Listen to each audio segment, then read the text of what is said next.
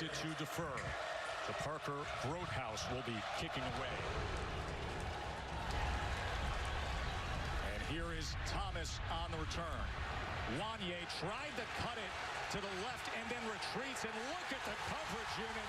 You think they're fired up to be back, driving him all the way back to the 10-yard line. That was a nice effort there by Renardo Green. Our sideline reporter today is Katie George. Good afternoon, Katie. Good afternoon, Tess. Greg, there's no question COVID-19 has certainly made us all make some changes. Take Georgia Tech, for example. The team will usually travel on 3 to 4 buses from Atlanta to Tallahassee for today's game. Yesterday, they took 11 buses to ensure that players and coaches could properly social distance during the drive. And as masks are now required on the sidelines, Jeff Collins personally designed them. He's all for them. So after just a 4-yard kickoff return, Jeff Sims, the true freshman quarterback, gets it out to Malachi Carter. So they're going with the true freshman quarterback, Jeff Sims. Greg, what do you make of that decision? Very talented young man. Talking to Jeff Collins, felt as though this was a free year of development. He'll come back next year in 2021 and still be a true freshman. So got to play the young guy early. 8-yard completion to get his college career going, and then he connects with Brown. So a quick first down for Georgia Tech. And Jeff Sims, you're going to look at him, you're going to notice the stature. He's tall, he's big, 6'3". He's well developed for a young player at 210 plus pounds. Very athletic, but a really natural passer of the football from within the pocket. There's Mason probing that right side, and then he is driven back that time hard. That was Emmett Rice, the senior linebacker from Miami Gardens, with the tackle. Jeff Sims was committed to Florida State. I guess that's why you had to start him, right? I mean, hey, look what you could have potentially had here in Tallahassee, but he was highly regarded prospect and not the type of prospect they were bringing in under Paul Johnson a few years ago. 2nd down and 9. Mason wrestled down that time by Robert Cooper. He was one of the biggest recruits in the country just a few years ago. 6'2", 332-pound stopper in the middle of that defensive line. Be a 3rd and long for the true freshman quarterback Sims. This is really where you can showcase that poise and experience. 3rd and long, obvious passing situation for the true freshman here. There's Sims, 4-man rush, able to give him protection, and then he goes underneath to Dylan Devaney. And Devaney's going to get it out to the 39-yard line, and that's going to be an 8-yard reception as they quickly get up on 4th down right to the line of scrimmage. 4th and short, and Griffin is the running back. So risk reward early, and it pays off for Georgia Tech. 1st down, Yellow Jackets. And I love this aggressiveness early from Jeff Collins, not even thinking about it, saying, hey, let's get our offense started. Let's get them going. We have a new offensive line, a different identity from where they were a year ago. This offense struggled so much at quarterback and along the front. Right there, big 4th down conversion to build some confidence. Jemias Griffin stays in. Play action quickly to the outside. Again, Devaney is the target, the 6'6" sophomore, the tight end from the Hun School in Medford, New Jersey. I like this plan so far, Tess.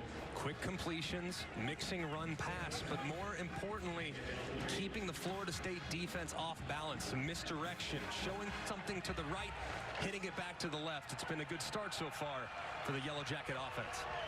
Sims, a young man from Jacksonville, Florida. He's going to keep it himself, and you see the quick feet. Jeff Sims with a good chunk play down inside the 35-yard line. And a beautiful read on the play for the freshman. You get the jet sweep, you fake it, you see flow from those linebackers, those defenders trying to avoid handing it outside, trying to keep contained, and there goes Jeff Sims right up inside for a nice gain. 18-yard run by Sims, another 1st down. And this time he overthrows the intended target. That was Carter again. And that is the first incompletion for the true freshman quarterback. Year 2 for head coach Jeff Collins.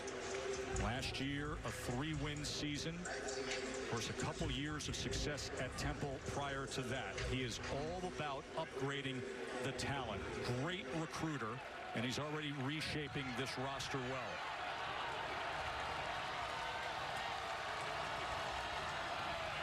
Sims on 2nd and 10. Gets it to Mason, and Mason able to turn the corner. And Jordan Mason has Georgia Tech in prime position. Very fine-looking opening drive with a sharp Georgia Tech offense. A beautiful job avoiding the defender that's right in his face. Just right over the top, easy flick, and yet another great play call from Dave Pantano, the offensive coordinator. Getting his young quarterback out, getting him an easy completion, and turning it into a big play. 22 yards there. Ineligible player downfield. Offense, number 73. 5-yard penalty. Second down. Well, the late flag is going to have them walking back, and Collins is looking for an explanation. We've got Marcus Woods heading up this ACC officiating crew today here in Tallahassee.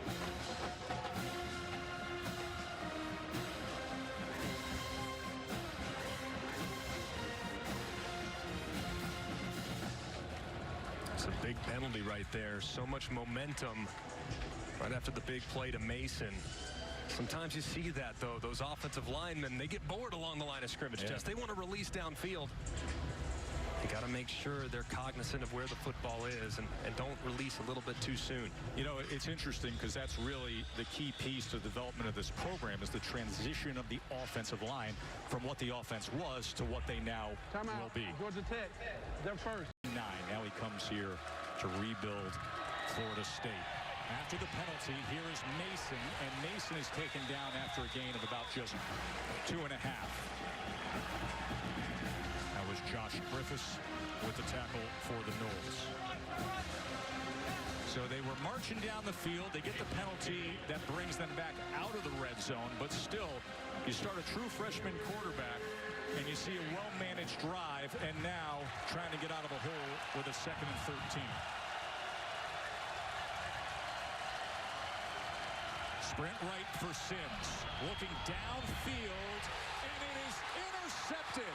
That is Asante Samuel Jr. And he's got a blocker in front, but he's dragged down that time by Jack DeFore, the senior lineman. But mistake number 1 for the freshman quarterback Sims. Asante Samuel with the interception. And this is just a quarterback staring right at his target and taking the defender there as well. You're going to see him work a little wheel route. And you see Asante Samuel, he stays true to his zone. He stays to the outside. He watches the quarterback's eyes the entire way and drifts right into the pass. And this is just something you learn as a young player. You have to negotiate defenders with your eyes, or else you'll see one of the best corners in all of college football make a play on it. And now James Blackman and that Noles offense out there. We'll start things with LaDamian Webb. It was a 38-yard return on that interception by Asante Samuel Jr. Gain of 3, second down. 2nd and 7. And Blackman gets it quickly to Cameron McDonald, the junior tight end. Pass complete to Cameron McDonald. And there's weather coming into the area again. Remember, just before 3 p.m. this afternoon, we were scheduled for a 3:30 kickoff. There was a lightning strike that delayed us. 3rd down and 3. Quick pitch, Corbin.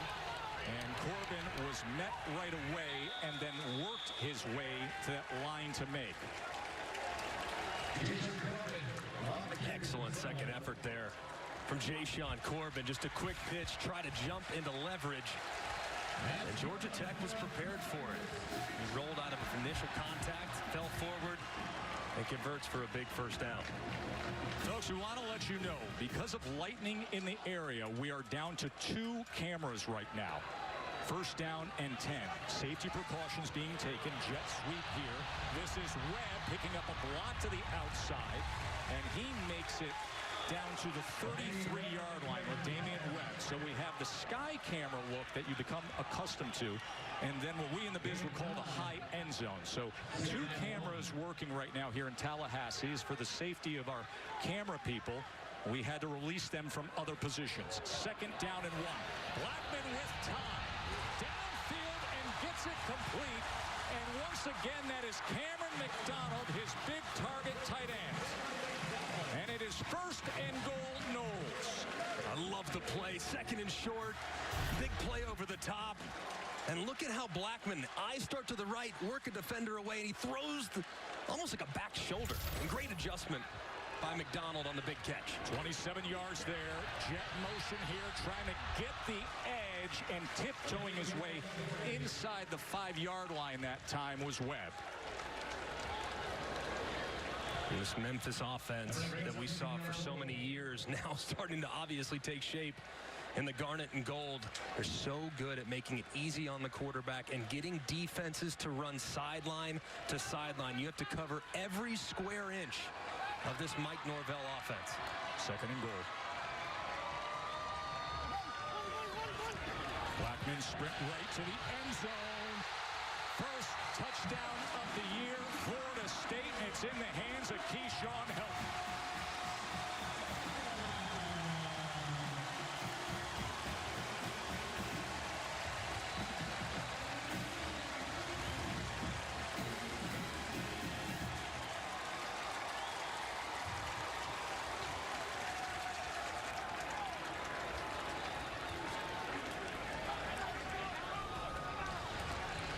So Blackman with the touchdown pass. As the Noles special teams, they'll run out of that muddle pod look and get back into the traditional extra point formation with Parker Grothaus, the new kicker.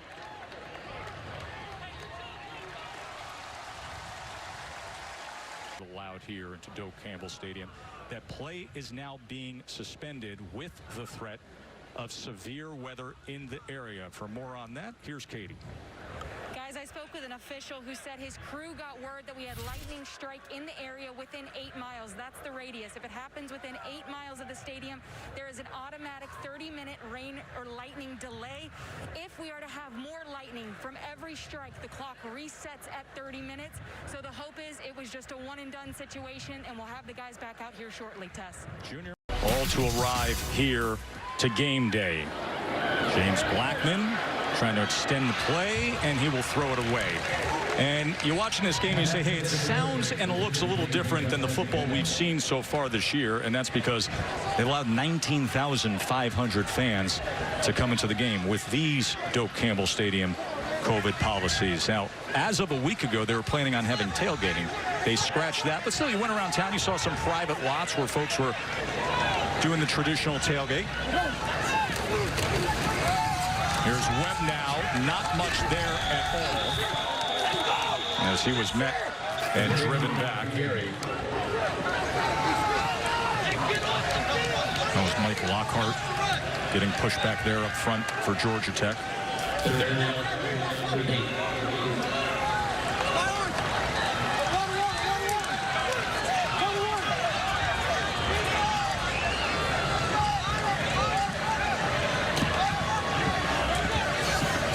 Third down and 8. Blackman looked for a streaking shot that time to Thompson, but it wasn't there as he threw it to the outside. And the Georgia Tech defense does their job, and the punt team will trot on out. Excellent answer from the Georgia Tech defense. So far up until this point, Florida State's been able to do what they want offensively, both on the ground and through the air, and the protection has been sound. That time, the coverage was solid. There wasn't anywhere for Blackman to go with the football. That was an excellent bounce back right there from this Yellow Jacket defense. Alex Mastromano, the freshman from Melbourne, Australia, on to punt away. And the big Aussie will have it fielded by Blanquedo as he returns it out to the 39-yard line. Reminder, Sunday Night Baseball is coming your way. We got Stros and Dodgers playing the second game of a 2-game set. Sunday Night Baseball, 8 Eastern, 5 Pacific on ESPN. As a diehard Dodger fan, I'm seeking revenge from the World Series a couple years ago. Like I think this is our year, Tess. I say that every year. You know, every year. I think since I was born, 1988, we haven't won it. You got some Southern California roots, and then of course your high school glory days in Texas, and then the pride of the Tide. You're well-traveled as a sports fan, my friend. Yeah, but Dodgers have never left me. From birth, from childhood. Mason taken down in the backfield.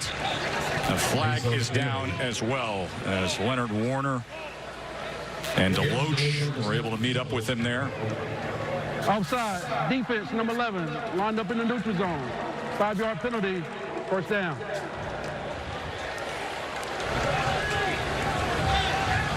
There's J-Rob, Janaris Robinson, who led Florida State in tackles for loss a year ago. I agree with you. It's tough to see the emotion with Kaindoh leaving the field with an apparent leg injury. The other starting defensive end for the Noles is the ultimate get off the bus first defensive end. I mean, just looks the part, but he has struggled with the leg injuries now for the better part of the past year. First down and 5 after the penalty. Sims turns the corner, has the first down, gets a good block, and a little bit more. And a flag is down just beyond midfield. Flag on the play. As that was Jordan Mason sealing that block. 15 yards as it stands for now. Personal foul, illegal block on the waist. Offense, number 27, 15-yard penalty, first down. And they will tag Mason with that block. And this is an adjustment, too. I mean, because this is a new rule. It's a new point of emphasis. Downfield blocking below the waist is now a penalty. And that's something that we've been doing forever. I remember even a few times in my college career where I would be on the wrong side of a cutback lane, and I would all of a sudden go to a guy's legs, just try to cut him, try to get in front of him. So it's going to take some teaching. And given the fact that we haven't had a full spring and maybe a full complement of fall practice, guys are still getting used to the new rules. Some pressure on Sims, and he is able to loft it away. That was Leonard Warner coming in on Jeff Sims. This is now a few times, though, for Georgia Tech where they've had a nice play, they've had a moment, they've had a chance to take advantage of something that they did offensively, only to be stopped by penalties. They have to clean these things up. They're not talented enough yet at this point of their program's arc to be able to overcome big missteps. This is Griffin on 2nd and 11. As Griffin was out there in front and able to turn the corner for 7 yards. He was the former Gatorade Player of the Year in Georgia. He was originally committed to NC State and then was sold on Coach Collins coming on board and flipped to Georgia Tech. 3rd down and 4. As Griffin flanks the true freshman Sims. And Sims going to keep it himself, has to dance his way ahead, and in doing so reaches out for that line to gain. A great effort there by Sims. He's big, he's tall. You'd think he's more of a long strider, but showcasing a little bit of that lateral agility that made him such a highly regarded prospect. As we take a look at Josh Kaindoh, who's walking on his own power. And I'm just hoping the best for him. I want to see 13 back out there as soon as possible. I know his teammates do as well, as you see that brace on his left leg.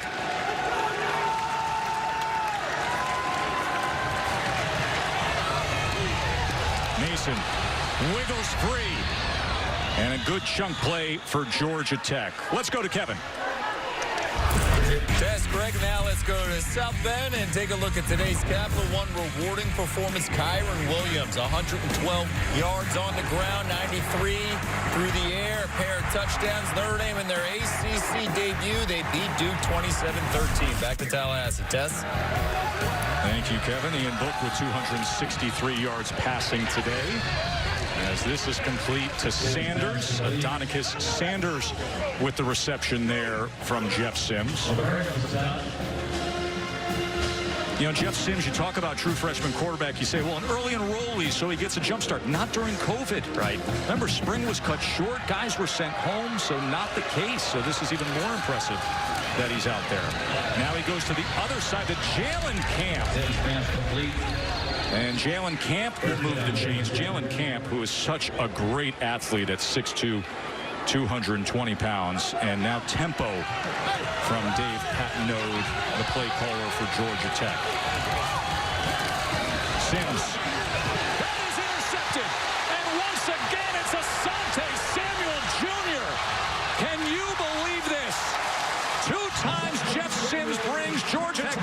field in this first half, and 2 times Asante Samuel Jr. picks him off.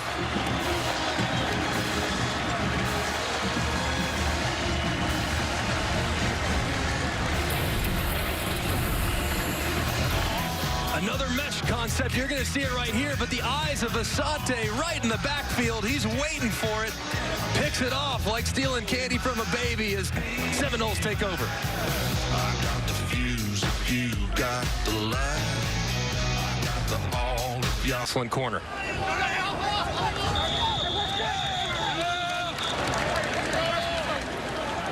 There's some motion pre-snap.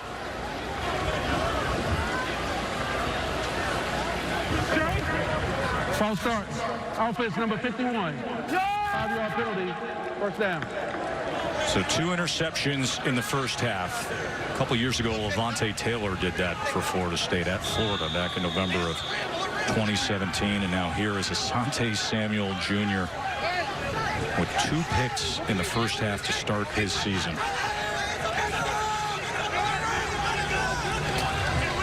Stack formation left as Webb goes in motion, and they'll pass out of it. A little bit of pressure, but Blackman with those legs able to free himself, and it should have been caught that time by Warren Thompson.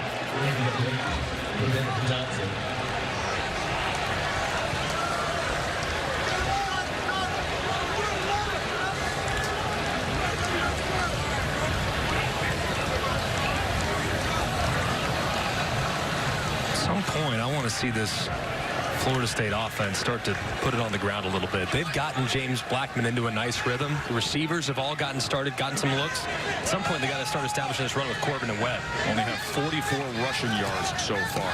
They're going to swing it to Corbin. And that is an extension of the running game for this team as he gets it to the 46-yard line.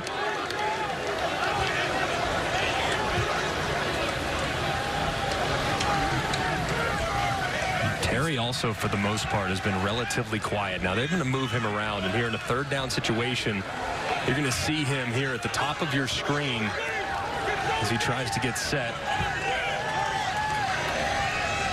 Well, this is the down and distance where you want Terry. He's only been targeted 3 times, 1 catch, 8 yards. And it's not good when everybody moves except for the center. False start. Offensive line. 5-yard penalty.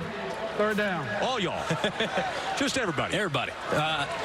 They have to get a little rhythm back. I mean, Florida State's kind of moping around, just kind of stagnant, not the same level of energy that we saw those last few drives that have been successful. At some point, I mean, they needed one of the leaders offensively to kind of step up and say, hey, man, let's get this thing going a little bit. 3rd and 16. We'll see who steps up in a spot like this.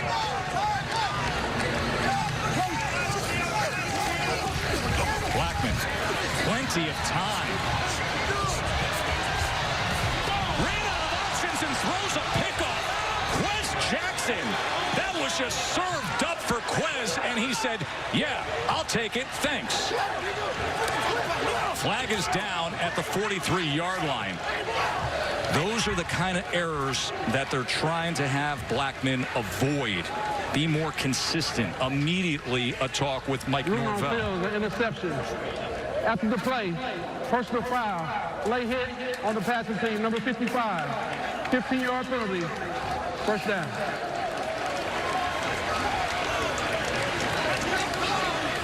This is just a case of Blackman just trying to do too much. Look, sometimes the defense wins. It happens. Great protection. He steps up, doesn't like it. He moves outside the pocket, and there he is just trying to force it.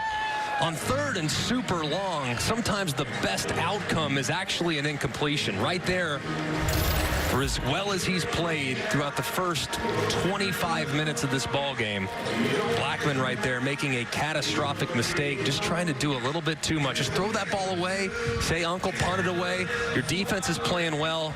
Instead, he tries to force it, and it leads, makes a bad play worse. And here comes Georgia Tech knocking on the door just outside the 20-yard line. Down to the field to Katie George we go.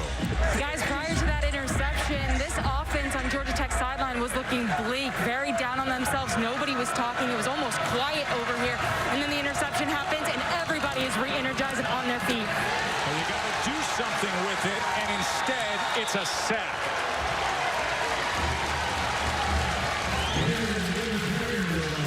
Well, that's one way. Gainer and Woody. That's one way to get a little energy. Watch this pressure all out. Hey, we're not going to get any from our offense. What I'm going to do, I'm going to bring the heat. Little all-out cover zero pressure as the safety gets home. Right there, quarterback Sims, freshman, got to understand when they're trying to manufacture some of that energy, sometimes it comes by way of the blitz. You got to find the football. And that was Raymond Woody coming in hard there, as well as Gainer. Now that front is responding. Offense turns it over. Defense decides to become a wall. Steven Dix, again, the true freshman from Orlando. He was an early enrollee as well. Here, another really difficult spot, too. And knowing that your kicker's struggling, I mean, do you think about potential four-down territory depending on how much you gain? Kicker's a freshman, had one blocked already, so maybe you screen him here. See if you can't gain half of it back, make it interesting. 3rd down and 15. Sims looking to escape the pocket. He does, but here comes the pursuit. And Sims is run out. And it'll be 4th down from there. You gain 5 or 6 more, and it's 4th and 3. You might think about it, but here, 4th and 9, can't do it. You got to shore up that protection. I'm sure your kicker, too, Tess. It wasn't his fault that last ball got blocked. It really wasn't. There's leakage on the left side of the field goal protection, so you got to shore that up, and hopefully your kicker will deliver your first points of the season. So out comes Jude Kelly, true freshman. Blocked again. Same spot, same place. 2 blocked field goals for Florida State. Marvin Wilson is getting a surge, and J-Rob Janaris Robinson was getting up as well.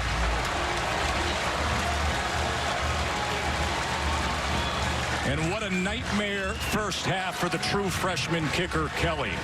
And still, that humbling goose egg on the scoreboard for the Yellow Jackets. Joe, Greg, and Katie with you back here in Tallahassee. 10-0 Noles. Here's Corbin. And Corbin is met in the backfield as Brooks comes up with the tackle.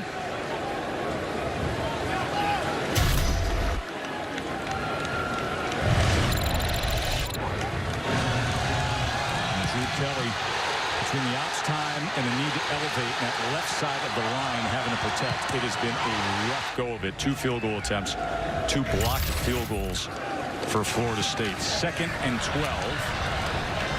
And this is Corbin again. It'll be about a 3rd and 8 from there.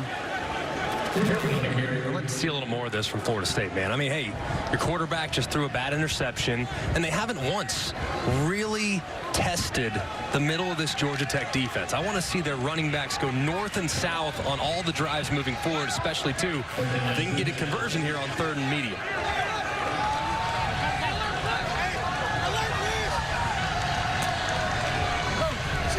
Blackman on 3rd and 8. 4-man rush.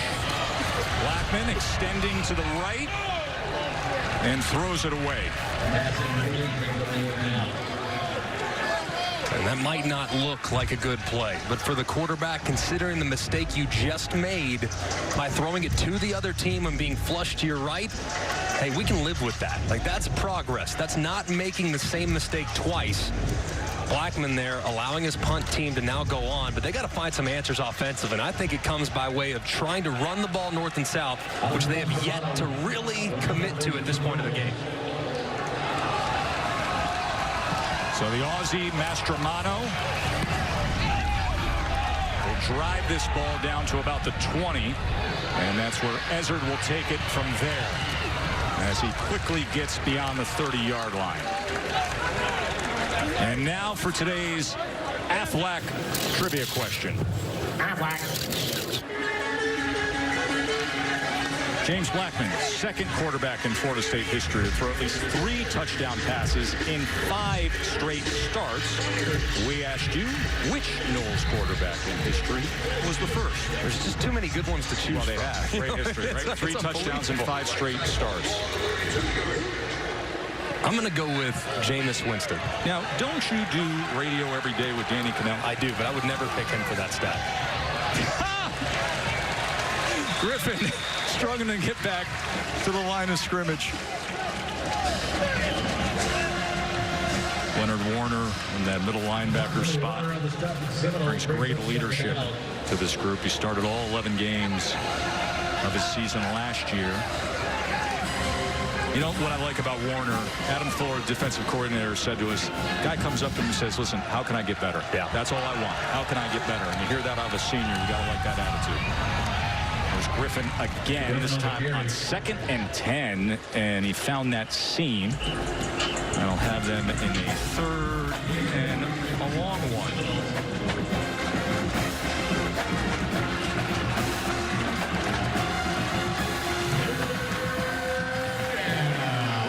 Flanking Jeff Sims.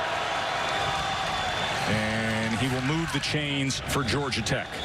Now, if you're Georgia Tech, 2 minutes on the clock, no need to get into hyperspeed, but start to think about it. Remind your young quarterback, hey, in a play or two, we might be entering into a 2-minute situation. You've done a great job so far of keeping the chains moving. Now we just got to avoid the big mistake and the big penalty that sets us off schedule. But if I'm offensive coordinator Dave Pentnode, I'm disappointed with the output and the mistakes, but I've been moving the ball pretty consistently throughout the game.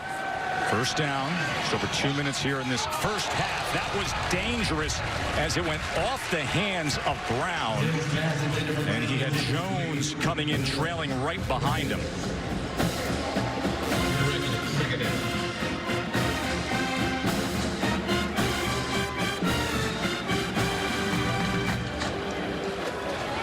Nice to hear a band again, isn't it? Oh, my goodness. Just the sound of big-time college football in one of the big Southern football cathedrals. Yes, a limited capacity, but just to hear that band playing again. Welcome home.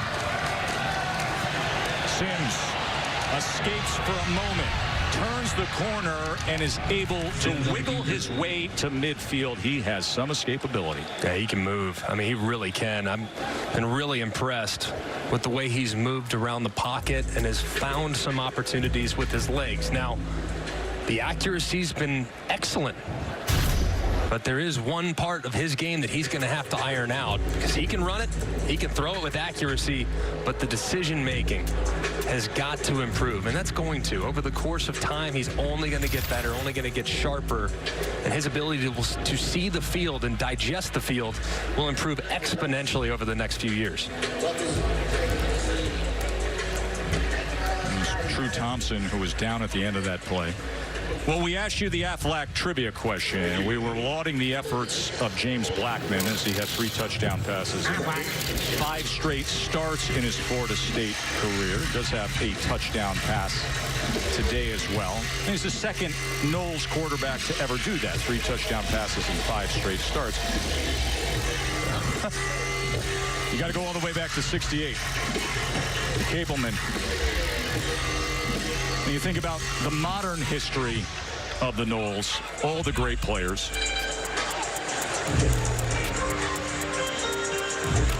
Bill Capelman, 3 consecutive touchdown passes in 68. That's pretty ridiculous when you really think about it. In 68, there basically was no pass interference. Like, just tackle the receivers, let's figure it out. I mean, that is remarkable.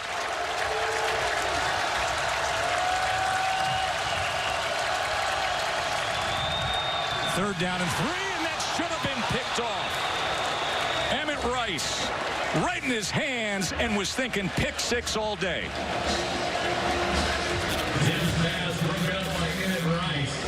And another mistake there from the true freshman Jeff Sims that was nearly catastrophic. Late on the outbreaking route, you just can't do it. Players in the ACC will undercut that all day long. Very fortunate that wasn't to the house. And the big-legged Presley Harvin back out there, punting away. Travis Jay will put his heels on the 10-yard line. And this goes off to the side as Harvin struggled to get a hold of that and turn that ball over. He's not going to be happy with that effort. Extremely talented punter who went for 44.8 average last year. only goes for 26 yards there, so Florida State will take over at the 24-yard line. A good opportunity now to work your 2-minute with an abbreviated camp, missing out on some summer conditioning, missing out on spring. This is a massive opportunity here for Florida State to work some rhythm, to try to establish an identity within one of the most important situations, 2-minute football, and a chance now for James Blackman to kind of get back to that rhythm that he had in the early going when he was seeing the field beautifully and throwing strikes. Opening drive came right down the field, had the touchdown pass to Helton, and led them on a field goal drive. Plenty of time, wants it downfield. Oh, and Terry had every bit of it but the glory end. Oh my goodness. This does not happen very often.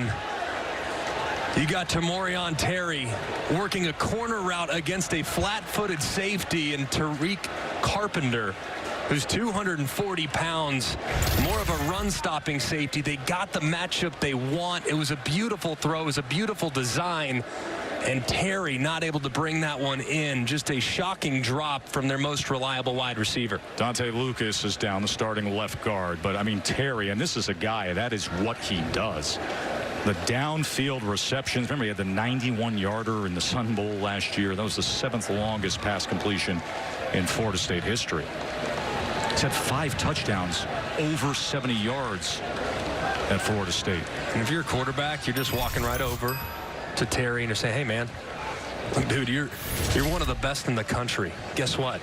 I'm coming right back to you. Like, first opportunity I get to go your way, I'm coming right back to you, because I know 99 times out of 100 you're going to reel it in. So I'd love to see James Blackman go over there, talk to his guys. Hey, man, chin up. We got this. We're going to get this again. We're going to get you back in rhythm and find you another opportunity downfield. Saw the reminder that Clemson is coming up tonight at Wake. They got the 19-game ACC winning streak heading into that opener at Wake Forest. That'll be your way at 7:30 right here on ABC. Maybe at 7:30 right here on ABC. Of course, we have been sitting here with lightning delays for the better part of the afternoon. Good sign to see Dante Lucas get up, sophomore who played his ball at IMG Academy down in Tampa area. Big news in the ACC is that the rivalry game between UVA and Virginia Tech that was scheduled for September 19th is now moved to September 26th. There were COVID issues concerning Virginia Tech. North Carolina is a little north of a trendy pick this year, and they look the part against Syracuse. Sam Howell, who many think is one of the emerging stars in the sport, went for nearly 300 yards. And then, as we told you, Travis Etienne and Clemson will be headlining our night action tonight. Here is Webb on 2nd and 10. 3 timeouts remain for Florida State, as we've got 90 seconds to play in this first half. No need to play fast right now. You referenced the 3 timeouts, but also 3rd down. Once you pick this 3rd down up, if you're Florida State's offense, then you start to work those 2-minute fundamentals with some tempo and hurry up. 3rd and 3 for Blackman.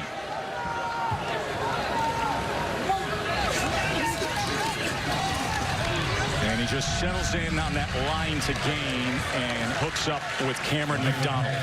Really surprised to see how soft the coverage was there from Georgia Tech. They gave 6-7 yards of cushion on a 3rd and 3. That's an easy completion, and here we go. Florida State 5 wides, getting into their 2-minute operation. Number 3 timeouts as that clock counts down to 51 seconds here. Blackman. And this time he does connect downfield, and it's to Warren Thompson. So the Noles are in business. Stop the clock to move the chains. 3 timeouts in the bag and marching. Excellent throw, 1 high coverage. You're able to throw that seam route right into one of the voids of the zone. Excellent throw and catch, and a great answer there from Thompson, who'd had a case of the dropsies a little bit earlier in the game. 24-yard reception for Warren Thompson. A timeout used by the Noles.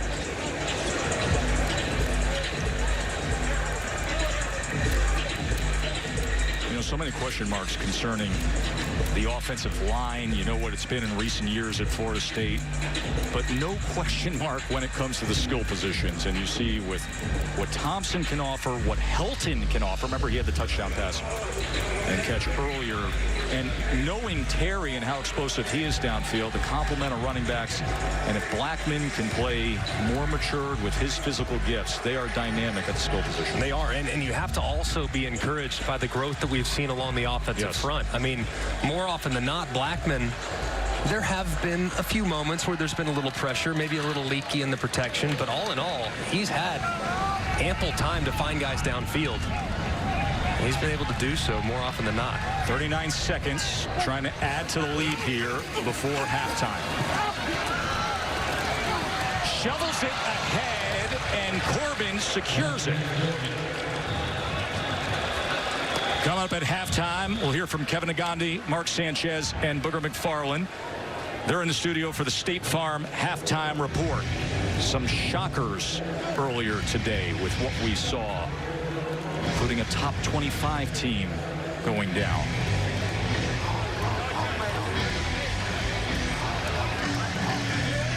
Florida State down to one timeout now with 27 seconds. It'll be a 2nd and 7. And they get back over the ball.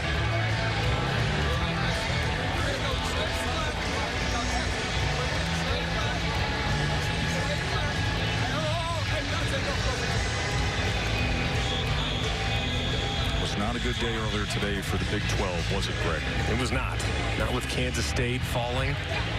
And then, of course, top 25, Iowa State.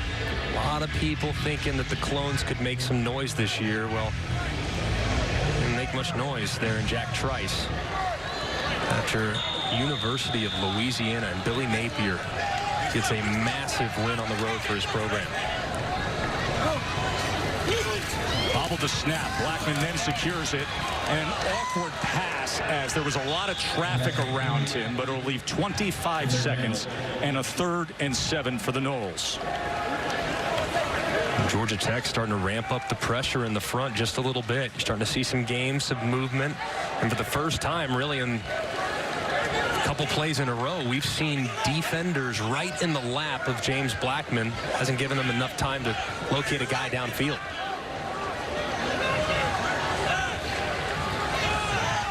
Man coverage here, though, down at the bottom. At some point, they have to look in the direction to get Terry back involved in this offensive plan after the big drop earlier. He's in the front of that stack release. Blackman looks that way, takes a shot downfield, and just at the moment of the ball coming in was the impact with Carpenter.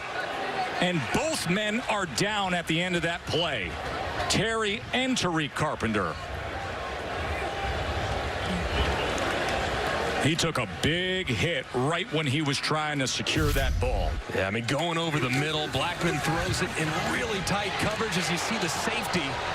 Carpenter at 242 pounds deliver the contact, and just want to applaud Carpenter too. Back in the day, that's one where you'd see the kill shot, guys going up high. That time right there, you see Carpenter lead with the shoulder, head was up, could see what he was hitting. That's a clean hit by the Georgia Tech safety, and man, it was a lot of contact. Hopefully Terry's okay, but those are two really big, physically impressive guys with the big contact there in the middle of the field. Tariq Carpenter, 6'2", 226 against the 6'4", 210 frame of Terry. Yeah, I mean, those are two NFL body types right there, just in a massive collision. And just taking a hit right to the middle of your stomach is so painful. It hurts so bad.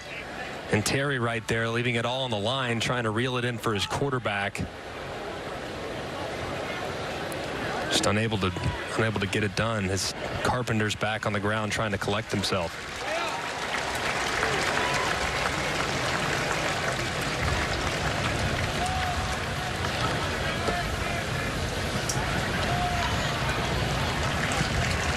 Good to see him under his own power there.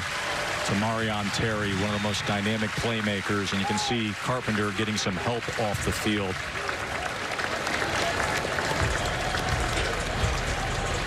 You know, Tariq Carpenter is a senior. A lot of folks in the program think that he has some great upside for a pro career. His mother served in the military so proudly. He moved around as a kid with her. They have a wonderful relationship. Go back and read feature stories. You'll hear about his respect for the sacrifice that his mother made serving our country. Well, you got to be fearless sometimes, both as a receiver and a safety, when you're controlling the middle of the field on a deep ball like that. So a 4th down and 7 with the offense out on the field with 19 seconds remaining. Georgia Tech will use a timeout.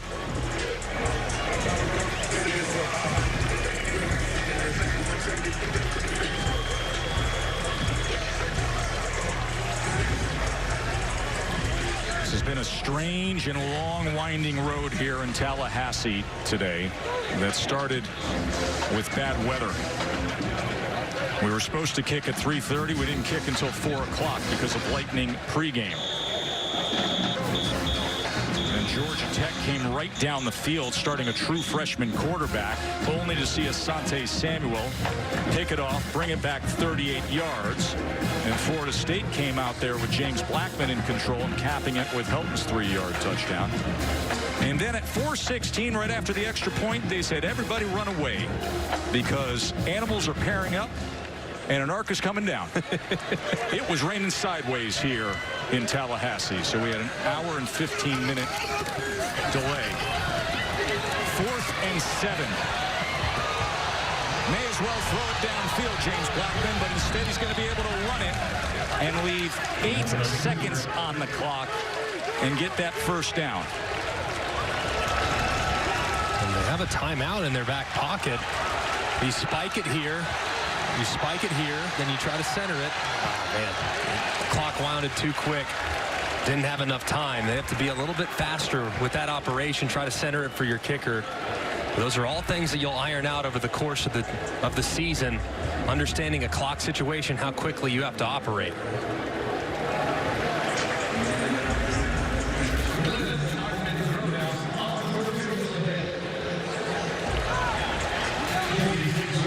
Parker Grotehouse out for the field goal attempt.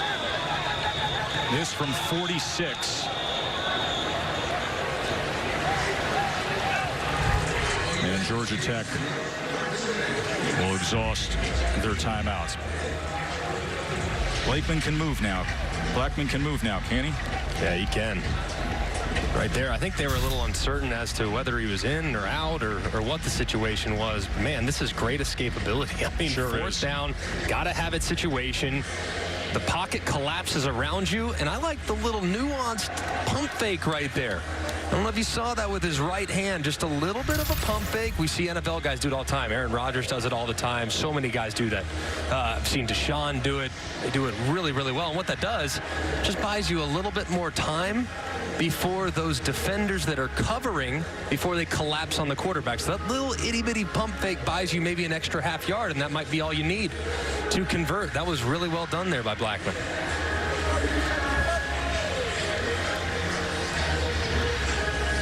$33 yards rushing on 3 carries in this first half. 109 passing, had the touchdown pass to start the day's scoring to Keyshawn Helton. And now Parker Grotehouse, who was a kickoff specialist and never attempted a field goal in college football before today, looking to secure his 2nd of the day. 46-yard attempt. And it stayed off to the right. In the first half, Florida State 10, Georgia Tech 0. Whole lot of rain, whole lot of lightning, a little bit of Florida State offense, and that's how we arrive at 10-zip. Georgia Tech points. Knowles set to receive the second half kickoff here. Remember, they won the toss and deferred.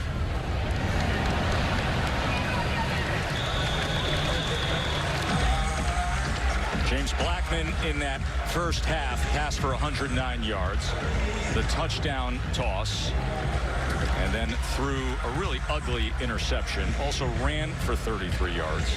The numbers are a little off, too, because he had a big play wiped out by Tamarion Terry, where he threw a beautiful corner route that would have been 60, 70-yard touchdown.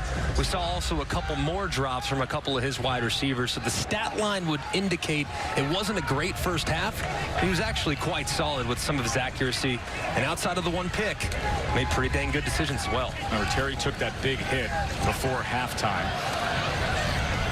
This is Webb getting out to the 31. Katie, what are you hearing on the Georgia Tech side? Well, guys, Jeff Collins is pleased. He said we're moving the ball really well. We've gotten into the red zone 3 times.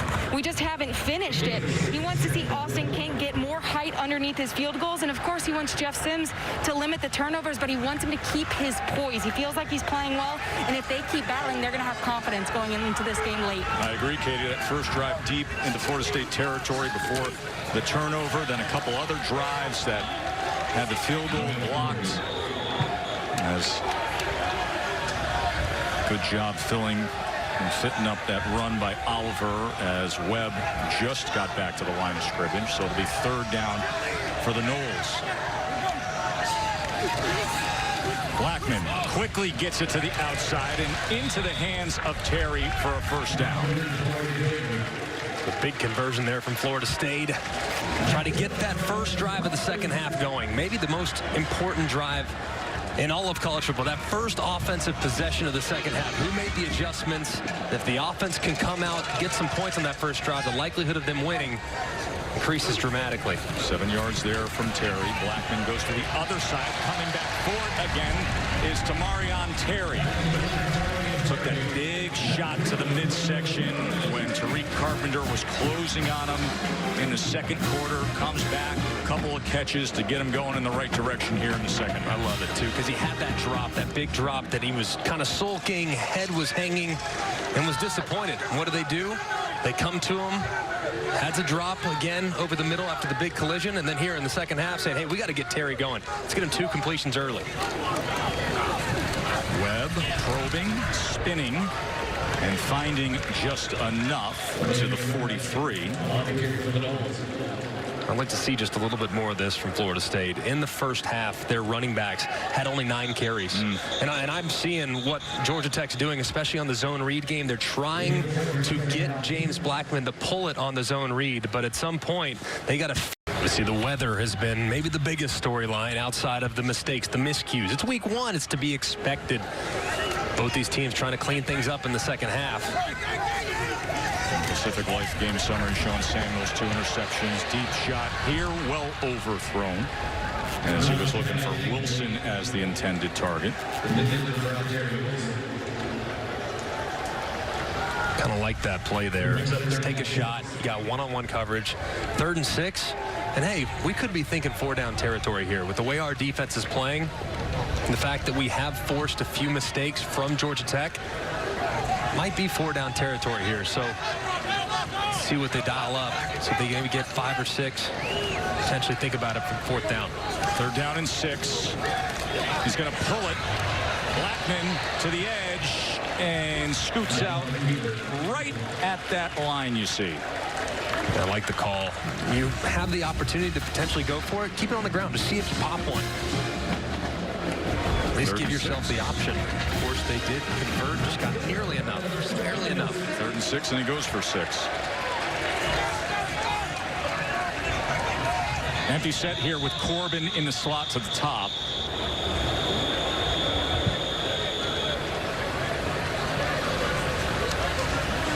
And they're going to review here where he went out of the field. First down. The previous play is under further review. You see that right hand where the football is. He goes out of bounds. It's a great angle before he reaches the line to gain. The line to gain was the 37-yard line. And unfortunately for Florida State, that right arm was out of bounds at the 38, so it sets up 4th and 1. And now it's going to be a direct snap to Jashawn Corbin here on 4th and 1. Corbin. That is going to be right on that line to gain. And it looks like his momentum got him just past it.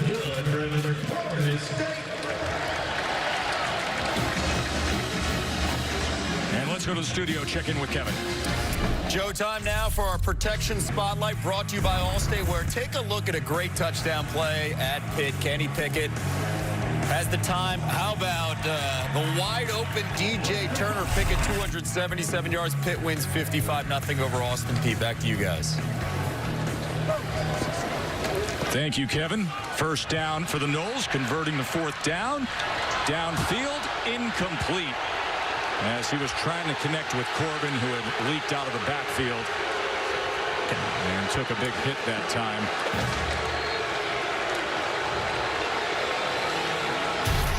Another big opportunity. You're going to see Blackman move to his right. And as he moves to his right, he's just late. Corbin's open right now. Look at him. He's right here in the corner. He is open. Ball's got to come out. Instead, Blackman takes 2 or 3 more strides towards the line of scrimmage. And as a result, it leads to a big hit by Avery Shoel.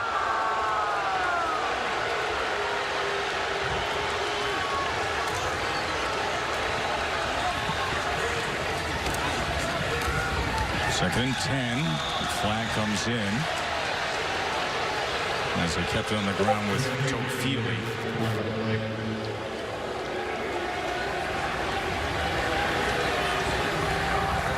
Holding. Offense, number 87. 10-yard penalty. Second down.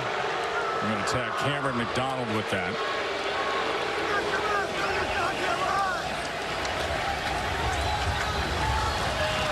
AT&T 5G Skycam, high above Doak Campbell Stadium, where the normal attendance would be 79,560 for a sellout, but this is a sellout in its own way because they allow a certain amount of fans to come in with the COVID protocols, and it's 19,500 scattered.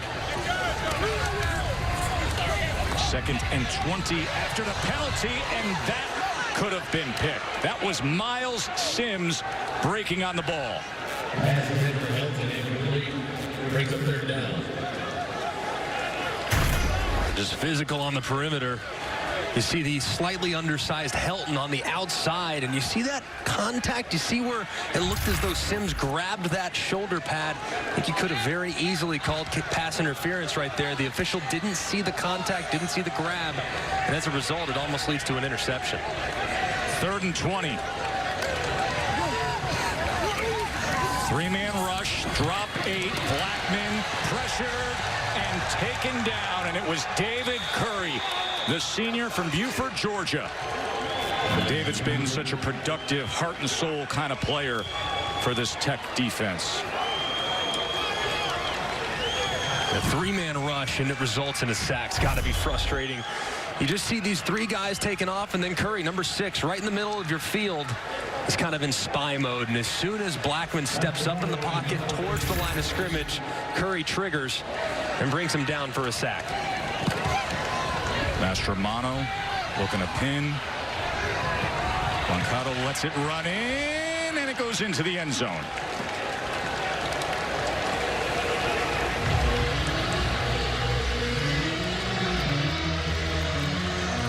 Still a 10-point margin here.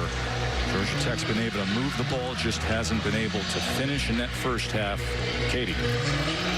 Well, Jeff Collins has a nickname here at Georgia Tech, DJ Jazzy Jeff. He says he's proud of a lot of things, but most proud of the fact that he makes the playlist from each practice. The weekly slate goes like this: Techno Tuesday, ATL Wednesday for Atlanta-based artists, Positive Vibes Thursday, headlined by Jimmy Buffett, of course, while Friday is reserved for the funky soul guys. Katie, they have a lot of fun at practice. Griffin with the carry there. So you got the playlist, Techno Tuesday, then ATL Wednesday, where it's all local artists, so Outkast, T.I., Ludacris. But you know I'd be all about Friday practice. Funky Soul Friday with a little Earth, Wind, and Fire. I love it. Second and 5. Sims throws it away at the last second. And you think back to that music playlist, you talk to Jeff Collins and you talk to the players, and they said, man, it's just refreshing to have a coach that listens to the same music we do. He said, I was all over the map, and man, he has embraced the relationship that he's creating with his players, and it's a big reason why his players have played so incredibly hard over the course of the last 2 years. I just need to know who has the better playlist.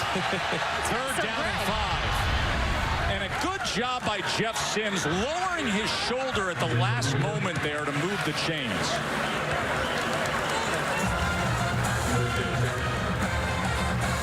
I think Tess might take the cake, Katie, when it comes to the playlist. He's got some jams, I'm telling you. He gets up here, gets the moves working a little bit. I was expecting more from you, Greg, honestly.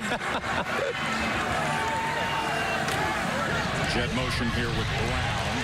Great pursuit by the Noles. It started with Green. It finished with Steven Dix. Why you hating on Chuck Mangione, my friend? Why you hating? I love it. It feels so good. It does. What kind of trumpet is that That's again? a flugelhorn. A flugelhorn. Calling that a trumpet. Flugelhorn. That's right. I apologize. 2nd and 14. Sims, near side, denied. And guess who? Asante Samuel Jr. Florida State's defense standing. Jacksonville, Florida. He was originally committed to play here in Tallahassee. Now he starts his career against them. And nowhere to go as he is brought down by Fabian Lovett and that front pursuing him as a flag was down with double zeros. Come out. Georgia Tech. They're first. And they're saying they were able to get the timeout. 30-second timeout. Greg, what's the answer for this Georgia Tech offense right now? They got to quit shooting themselves in the foot with the mistakes. They've had bad penalties. They've had so many moments where they're about to break through. They have momentum. Their quarterback seeing the field beautifully. And then they've thrown an interception because he doesn't see one defender. All things considered, they've been able to move the ball with a lot of consistency. However, those catastrophic mistakes just absolutely can't happen. You have 2 interceptions and you've had 2 field goals blocked. That's 4 potential scoring opportunities on Florida State's side of the field that have been squandered because of mistakes. Want to remind you, coming up on Sunday NFL Countdown tomorrow, of course, Tom Brady's first game as a Buck, and Joe Montana, Brett Favre, Peyton Manning, they will share their advice on ending a career elsewhere. Plus, Randy Moss with You Got Moss, and Randy's going to rank today's best catches during college football, so you can kick off your Sunday morning with NFL Countdown at 10 a.m. Eastern on ESPN. Tom Brady in a Bucs uniform is still going to take some getting used to, isn't it? I mean, Sure is. And Cam Newton in a Patriots uniform. There's just so much movement this offseason. 3rd down and 13. How about Jeff Sims in a Georgia Tech uniform looking for this and finding it with Jalen Camp. Big Jalen Camp, who made veteran college football writer Bruce Feldman's beloved annual Freaks list. His bench press, a jaw-dropping 30 reps at 225. A wide receiver with 20-inch biceps. Absolutely ridiculous. Man coverage, too, working away. How about his quarterback buying a little extra time to allow separation and hitting the big throw? First down throw to the outside, a wobbler, but still into the arms of Brown. And Amarion Brown, we'll see if he can spark things for Georgia Tech. Georgia Tech with more total yards than Florida State, 304 to 211. But the blocked field goals, the costly interceptions, and they're still searching to get on the board. You got to be encouraged by what you've seen from the quarterback. Made a couple mistakes, continues to bounce back. 2nd and 4. Mason wrapped up after a yard and a half, maybe 2 yards there. It'll be 3rd and short. If you're Georgia Tech, you got to be thinking 2 downs here. I mean, they went for it on their own side of the 50 at the beginning of the game on 4th and short. So if you get positive yardage here, you got to think you're going to keep your offense on the field to see if you can keep the momentum going. 3rd and 2. And Mason should be able to move the chains there based on that mark. So you got a little pad leverage and that extra half a yard. You know, he's right up in the middle against Marvin Wilson, the first team All-ACC, All-American player who's really been this fearless and forefront team leader. He's spoken up on social justice causes to even publicly calling out his head coach. Strike downfield, and that is incomplete. And really, I bring that up, Greg, because it was a galvanizing moment for this Florida State team when Marvin took exception to the fact that Coach Norvell was quoted in an article and saying he spoke to each player individually about the social unrest, and Marvin correctly noted that it was a mass team text, and Coach himself apologized, held himself accountable, and really lauded and was proud of Marvin for utilizing his platform to express his reaction. And this is a better locker room and a better program because of it. Hey guys, I'm going to show you how to make a really easy, quick kale salad. First step, chop it up. And then coach and players said, hey, what good can we do in our community? Hey. And here's Marvin Wilson, who could be cashing checks in the NFL, who started his own charitable foundation down here in Tallahassee. Yeah, he has been out in the community. He has been preaching change, and I just so applaud this young man for the leader he's become over the course of his career. 3rd down and 6, and out of the backfield is Griffin, who does a nice job to get the 1st down. And Wilson wanted everybody to know, hey, listen, there's no disruption with what happened down here. He put out the tweet all the way back on June 4th, said we took a stand, got what we wanted, and he appreciates Coach for encouraging him to use his platform. So a great example of leadership on the field and off the field, and the right way to go about it. Griffin gets away from J-Rob and has another 1st down and says, I need a little more up and over. So here comes Tech now. Yeah, Tess, multiple players have said, look, families fight, we have disagreements, but we're still a family at the end of the day. Coach Norvell admitted he was wrong, he handled it like a man, and now because of that, we have his back. So ultimately, conflict brought this team closer together, which is a huge point going into the season. And right now he needs his All-American to be a playmaker. Trying to slow down this drive by Tech. Look at Mason getting to the edge and going for that pylon and finding it. Touchdown, Georgia Tech. How about it?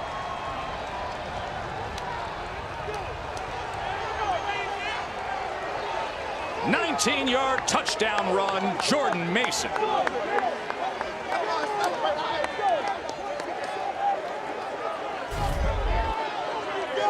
Man, just beautifully done. They found something on the perimeter. So Mason and Griffin, couple plays in a row, just trying to stretch it to the edge. And this time Mason finding pay dirt after he turned the corner. What a great job by this Georgia Tech offense, finally taking advantage now of the red zone penetration.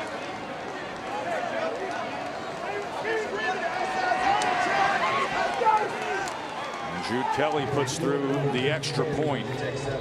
And we got a 3-point game here in Tallahassee.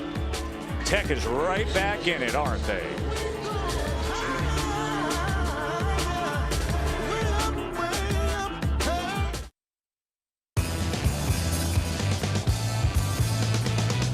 Add some resistance. Sarah, your Movie Plus trial is about to expire. And ESPN, we're going to honor what those teachers have been doing to keep kids learning. So we have a $1,000 Donors Choose gift card that they can use towards school resources that you and your students need. And Miss Dion Napier, James Blackman's teacher and the principal at Rosenwald Elementary School down in South Bay, Florida, she's getting it. Here's Travis J on the return.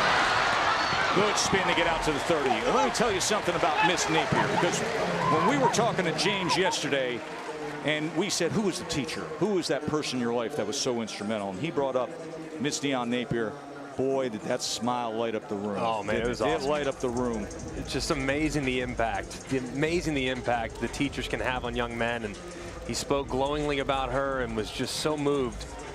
And just proud to be able to bring recognition to the impact that she made on his life. And man, she made a great impact. He has been such an impressive young man. And Jordan Travis, redshirt sophomore, is going to get an opportunity here as he's going to run it to the outside and get something extra. And as he lowers the shoulder, Travis is from West Palm Beach, Florida. Initially was up at Louisville, transferred to Florida State. is an extremely athletic guy, too. I mean, he will have a package in every game plan this year because of how much of a difference maker he can be with his legs. Well, last year, that game he had against Boston College was spectacular, and he did it with his legs as he does it right here against BC last year. Made his debut there. He had a 27-yard touchdown run on his very first play, and then he had a 66-yard touchdown run later in that game, and that was the longest quarterback run in Florida State history. He dialed it up for 66 yards on the ground. And I love watching the way that they're using him in this offense. And they said we might see him. They didn't necessarily tell us. But I just think it's an example of how Mike Norvell and Kenny Dillingham, they'll go deep in the playbook. They'll go deep on the roster to find guys that can help them move the football. And this is an example. Hey, Jordan Travis is too talented to keep on the bench for 60 minutes. Let's find a role for him. And here he is now making a contribution on the first down. And stepping off to the side is Travis as the starting center, Maurice Smith, a redshirt freshman from Miami Central, is still down on the ground after that run. Let's check in with Katie. You know, multiple players had said that wearing different names of those who have lost their lives to police brutality in today's game was important to them. We asked James Blackman if he felt the urge to do the same. Tess, Greg, he said, "My name on the back of my jersey, it says it all. I am a black man, and I represent young black men everywhere, and that should be enough." You know, we had a great conversation with James in terms of what his impact, what he wants to be. And he talked about there being just such a greater cause out there and wants to make an impact with the youth. You know, and James himself is somebody who understands the impact that mentors and coaches can make on him, because with this new coaching staff, he really feels like he's been challenged to be focused and consistent every single day. Whether it's practice of game week or it's the dead of the offseason, just learning something, waking up and pushing yourself with strength and conditioning, just that little 1% better of total focus and command of yourself every day. Every day. And never letting up in your preparation. When he was named the starting quarterback, Mike Norvell said, he's basically asked him, "All right, coach, anything else?" And he said, "Well, I thought you'd be excited." He goes, "Yes, sir, I'm excited. I'm going to go practice now." He's just an amazing young man. I'm so hoping that he can get things going with this new offense. Right now, Travis is in the game at quarterback. But in the backfield is David Curry with a tackle for loss. David Curry, whose father, Buddy Curry, was a linebacker for the Falcons, was the NFC Rookie of the Year back in 1980. And we already asked the Georgia Tech defensive coordinator Andrew Thacker, say, hey, any chance, you know, given the fact that this is a free year of eligibility, you think Curry might come back for the year 7 senior? He said no, he's going to be 25 years old. And, you know, he's going to go off and make 6 figures doing something else if he doesn't play in the NFL. So enjoying his last season potentially there in Atlanta. 2nd and 15. Blackman now comes back into the game, but he can't escape. As you saw, Brooks getting to him. Jamin Brooks, the big 300-pound senior from Sandersville, Georgia. This is a young man in Jamin Brooks, who coach says, here's what I love about him. Had no offers, had no recruiting profile coming out of high school, found a home, worked hard, and is out there. Yeah, and now he's wearing a single digit, which is a big deal at Georgia Tech. The big number 0 playing defensive tackle starting in the ACC. It's just a remarkable story of growth and perseverance and taking advantage of the opportunity you've been afforded. 3rd down and 15 now. 3-man rush against Blackman. And he just pops it to Corbin. And Corbin is going to have the first down. What a smart play. Off schedule, didn't matter. Blackman, Corbin, Knowles, chain mover. I love it, too. It's a great job of stepping up. The pocket collapsed a little bit along the left-hand side, but Blackman steps up, keeps his eyes downfield. And when you have man coverage, guess what? Find your running backs, find your tight end. That's a mismatch against a linebacker. Gets Corbin in the open field and converts on 3rd and long. 18 yards there, and now Helton unable to turn the corner. It was Jordan Dominic who tracked him down and made the tackle.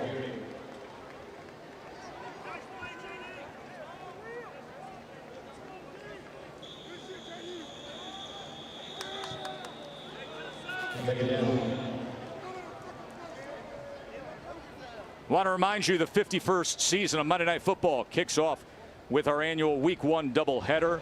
You got the Steelers taking on the Giants, so Big Ben is back against Saquon and the Giants. That's at 7 Eastern. And then we have Denver against Tennessee. Both games are on ESPN, ESPN Deportes, and the ESPN app. What a fun night that's going to be to have Steelers and Giants and the Titans and Broncos. Looking forward to hearing the new crew there. I can tell you this much, I'm going to be sleepy on Tuesday morning. There's no doubt. I'm going to be up late watching those games. I can't wait to see Big Ben back on the field. Elbow is healed.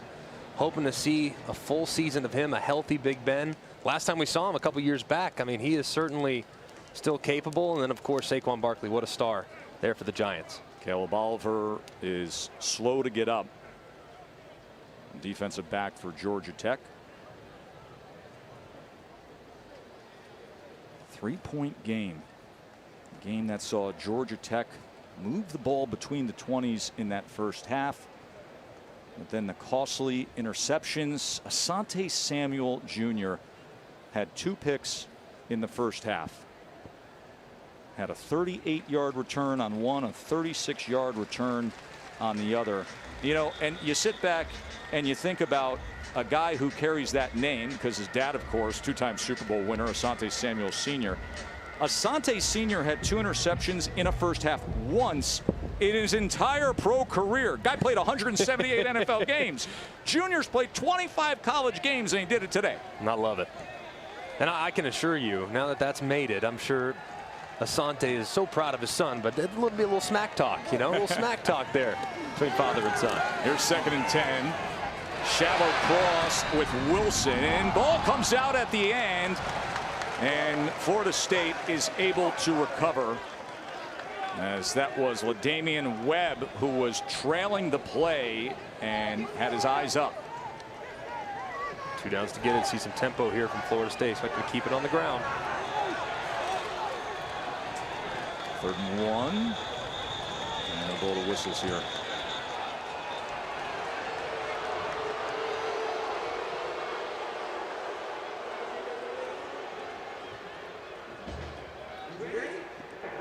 Prior to the snap, timeout Georgia Tech. Their second. 30-second timeout.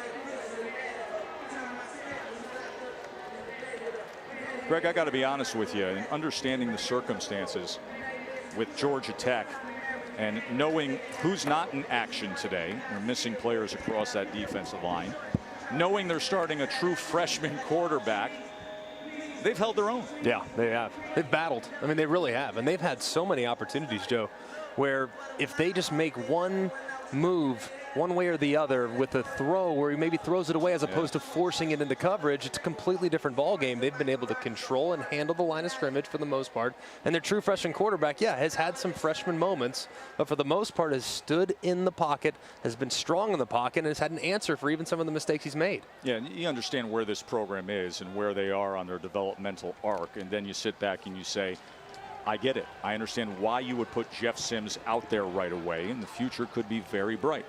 Here's 3rd and 1 after the timeout. Blackman downfield and incomplete. Denied by Miles Sims. Know what that play tells me right there, Tess? What's that? They're going for it on 4th down.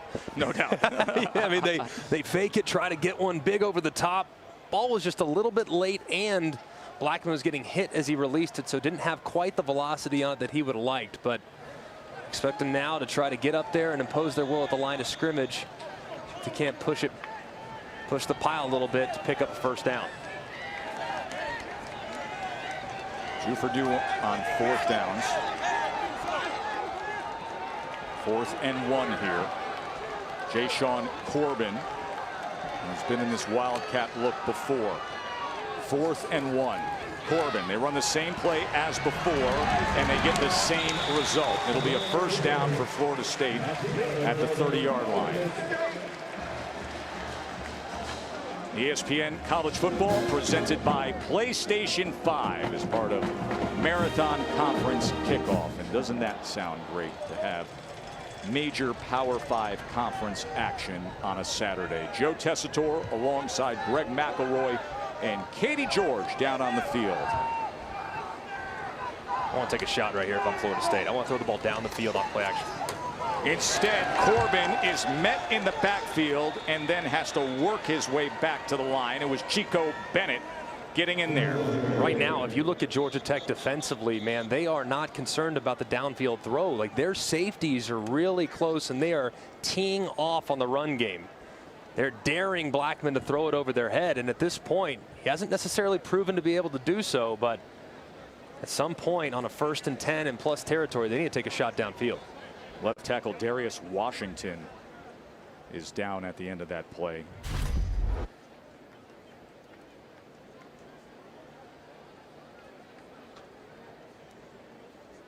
Washington just kind of getting rolled up on the left side there. He's a redshirt freshman from Pensacola. He's a redshirt because he started towards the end of last year, but he was injured then as well, so he was able to stay under the game limit and keep his redshirt. Comes out of Pensacola, where he played high school ball with Keyshawn Helton, who had the 3-yard touchdown reception that opened up the scoring much earlier today, like an hour and 15-minute lightning delay that followed that touchdown by Helton. It is concerning, though. Now we have seen at different points of this game, we've seen the center Maurice Smith, we saw Dante Lucas, and now their left tackle Darius Washington all have at times been out of the ball game nursing an injury. So if I'm Georgia Tech, what I'm thinking, man, the left side of the offensive line is kind of being pieced together at this point. I want to try to attack the left side of that offensive line if I'm Georgia Tech, and then I have to know where I'm weak potentially as Florida State and fortify the left side, because that's the blind side of my right-handed quarterback. And of course, that has been the notable weak spot in terms of a unit on this Florida State team. 2nd down and 9. They shift the 2 tight ends to the left side. Play action. They get some pressure to set up the screen, and Webb is taken down as a flag comes down.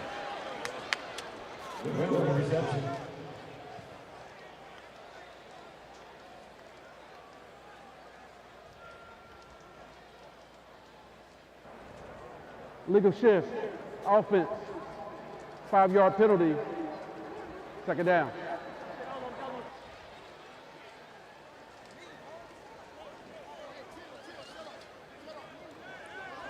Mike Norvell, first year at Florida State. What a run he had at Memphis. 12-1 season, won the American Conference, earned a trip to the Cotton Bowl.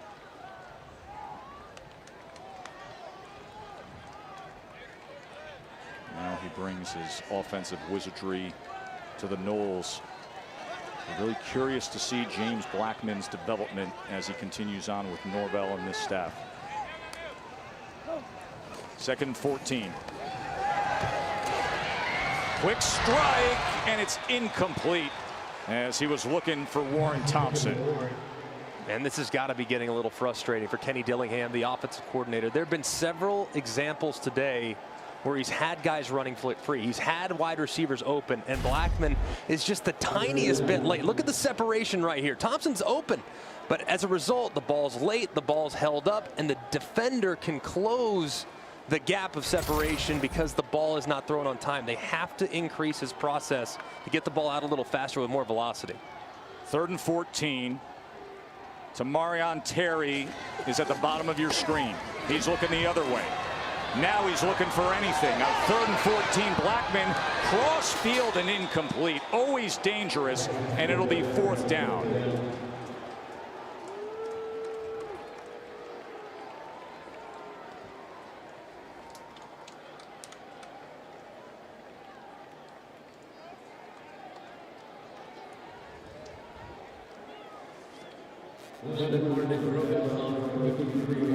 And it's going to be a 53-yard attempt from Parker Grotehouse.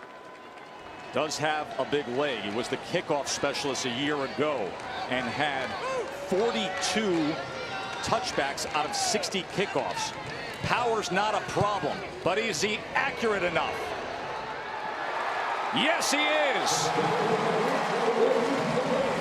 53-yarder from Grotehouse.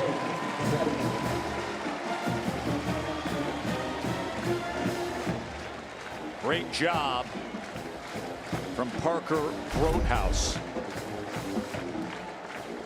I mean, that ball, Tess, off his foot. Yep. It might have had like some type of booster on it or something. Like that ball took off. I mean, my goodness, you can hear it from here. That's just his natural kicking form. That's it. That's how he hits it, and he didn't change a thing. That's like you hitting like a 6-iron. Please, you kidding me? That 6-iron is going to be thrown in a lake the way I play golf. In more than one piece. That was impressive, though. You mentioned how strong that leg was. I mean, that was good from 60. And you could hear it. It was just a boom as it left his foot. Really well done. So a 6-point margin. 13-play drive and a 53-yard field goal.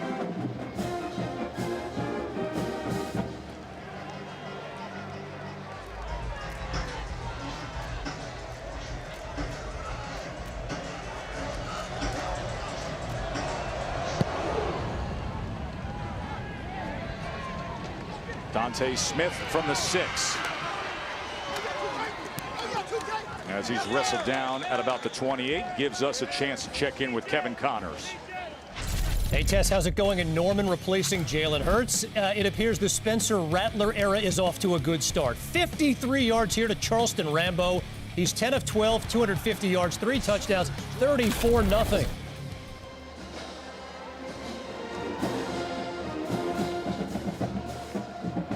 13-7 Florida State. Final minute of this third quarter. Joe, Greg, and Katie with you in Tallahassee. Georgia Tech's only won one time here in Tallahassee back in 2009. Sims sets up the middle screen.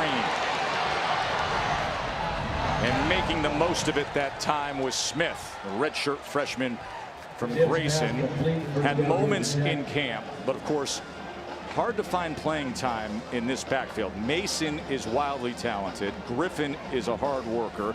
And then they've got the true freshman Jahmyr Gibbs, who they think the sky's the limit with what he could offer eventually. And they're about to have a 3-headed monster running back. It's going to be really impressive. Look at how quickly Florida State was all over that. Amari Gaynor read it every which way. Jalen Camp had no chance, a loss of 5. See what Amari Gaynor started to pop, Tess. I mean, he is making plays. He's sniffing out things before they happen. He's beating guys with the football. I mean, Gaynor's a guy that we've kind of had circled for a little while now. It was an impressive competition between him and Kalen DeLoach to see who would start at that stud position there in this 4-2-5 defense. And man, he is making the most of this opportunity today. End of the third quarter. Of course, legendary Proud program trying to climb back, holding on to a 6-point lead here as we start the fourth quarter with Dante Smith getting out into space. No doubt here for Georgia Tech. 3rd down and short, about 3 and change. 2 downs to get it. Absolutely have to go for it this part of the field. You did it earlier. Why would you do it now? 3rd and 3, and the freshman quarterback Sims is going to get it himself. Let's go to the studio and Kevin. All right, Test preseason #1 Clemson and everything quarterback Trevor Lawrence went 4 for 4 on his second drive of the season, capped it off with a 2-yard touchdown run. The Tigers up 7-0 over on ABC. Tess.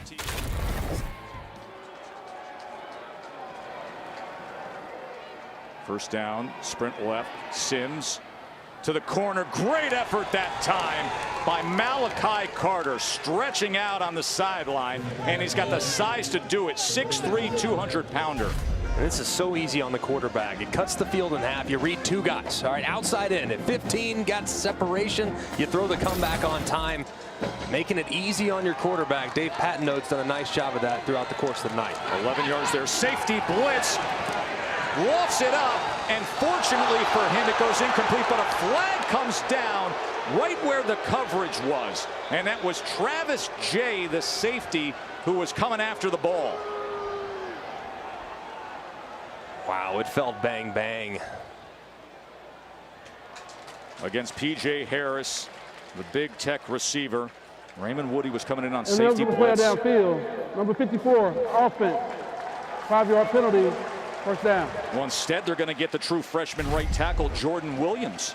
Yeah, look at the right side. He's more than 3 yards downfield when the ball releases Sims' hand. I'm glad that was the call, because if it was pass interference, I would have had an issue with that. Both guys going for the football. You see the fans here. That's what they thought it was. In Tallahassee, not real thrilled about the call. However, it ended up working on their behalf. It's a good call, actually, from the back judge, recognizing that right tackle, Williams, had slipped down in his first college game. So it makes for a 1st and 15. They come off the edge again, pick up the pressure. Sims gets it to the edge outside again to Carter. So that has worked out well. Carter driving, creating space, and getting to the corner. Tell you what, man, we knew that Georgia Tech had good running backs. We knew that. We were a little uncertain about the quarterback. Well, I think we could check that box. Jeff Sims can be a heck of a player. I mean, a couple mistakes today. Hey, live with it. Kid's playing, man. He's throwing dimes right now, and it's in a really good rhythm. How about these wide receivers? Here's what I like about the wide receivers, with the exception of Brown, who's got the pure speed, and that's how they want him. They're going to take a review. They got size. Yeah. These are good-looking athletes who are big targets. They're going to review the ruling of a completed pass, and we'll hear about it when we come back. Tomorrow holds the course of your fight. At Florida State, with a true freshman quarterback in Jeff Sims, seeing if he can make this comeback. 2nd and 4. Flag is down as Sims probes the right side, and for now it's a 1st down, but we will check on the flag.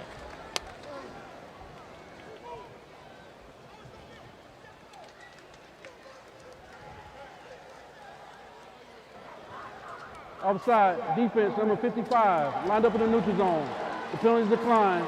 Result of the play is the 1st down. 9 yards for Smith, a 1st down. He's doing it against that interior of the defensive line of Florida State that's got Wilson, Cooper, and Lovett, and all that talent with J-Rob, you see, stalking out there on the edge. But this Tech team is finding themselves in the 2nd half, and they want more, and they get it! Well, what do we have here? Malachi Carter.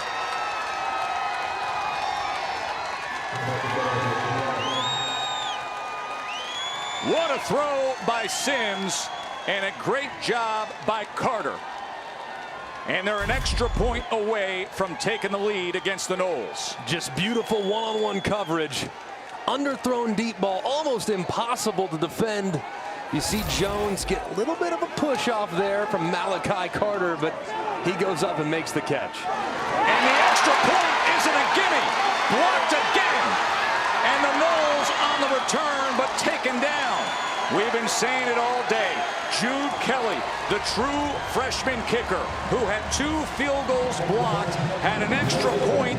Again, that came close, and now here, trying to take the lead, and it's rejected again. Slow ops time, big penetration, and folks, how about this? We are tied because of that. J-Rob doesn't. See where the freshman Jude Kelly is trying to explain how it keeps happening. The protection on the left side gave way. The ops time is slow, 1.5. Got to be 1.25 at this level of ball. And now because of that block PAT, we got a tie game as Travis Jay has a fine return. This has been happening all day. As Jude Kelly went out there early on, you imagine you trot out there a road game on national TV and you try to do this, and you got big Marvin Wilson who's right in your face, and then you got J-Rob who's going up high, and then you're trying to take the lead in the 4th quarter, and Janaris Robinson is swatting you. 3 times Florida State has been in the face of the freshman kicker, Jude Kelly.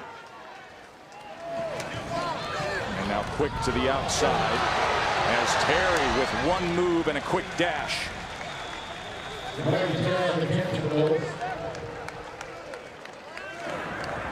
Guys, Guys, James Blackman and Tamarion Terry had a long conversation on the sideline during that last break, and Terry was extremely animated early as the two of them talked about the last drive that resulted in that field goal. You could tell they did not agree.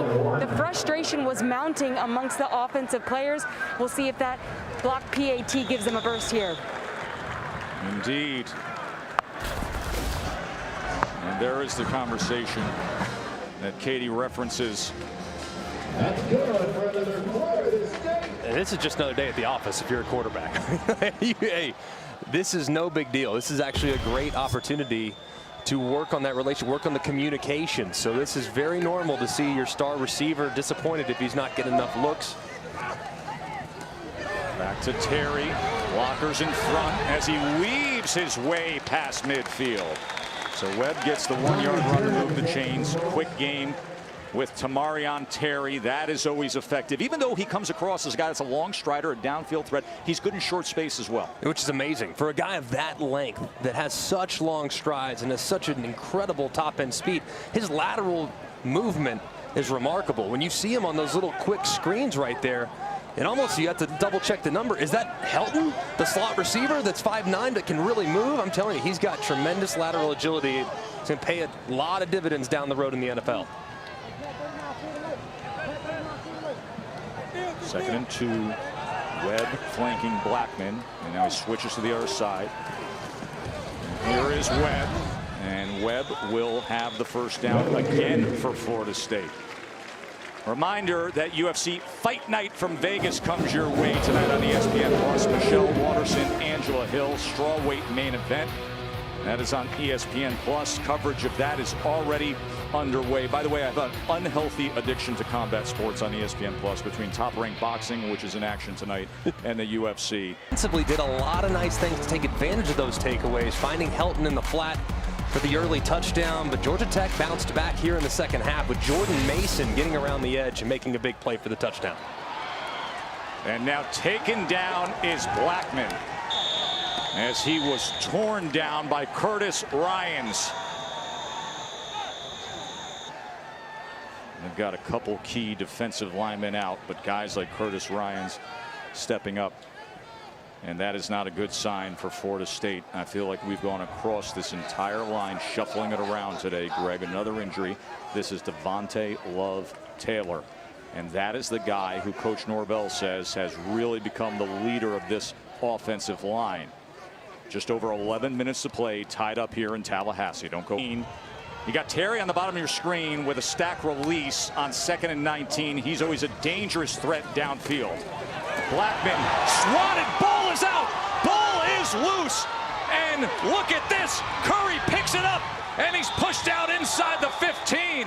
What a big play by David Curry, and the Ramblin' Wreck is looking to wreck Florida State here at home.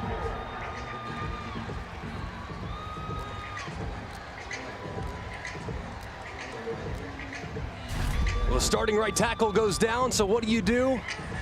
You come right after his backup. Chaz Neal beat around the edge as you see the swim move and the swat as Curtis Ryans dislodges the football.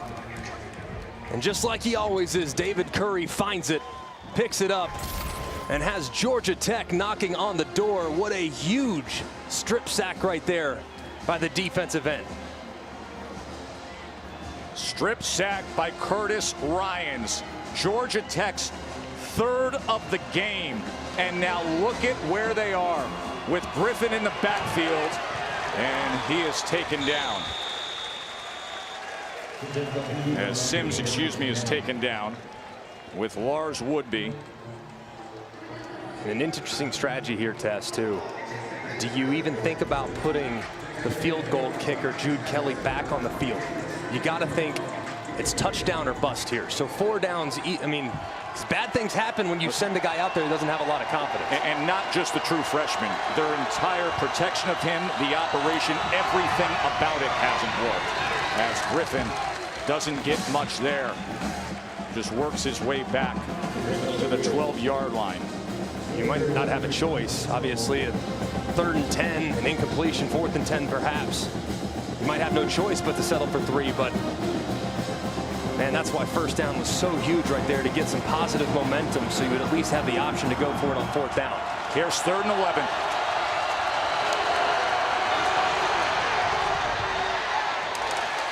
As he overthrows, and a flag comes down as expected.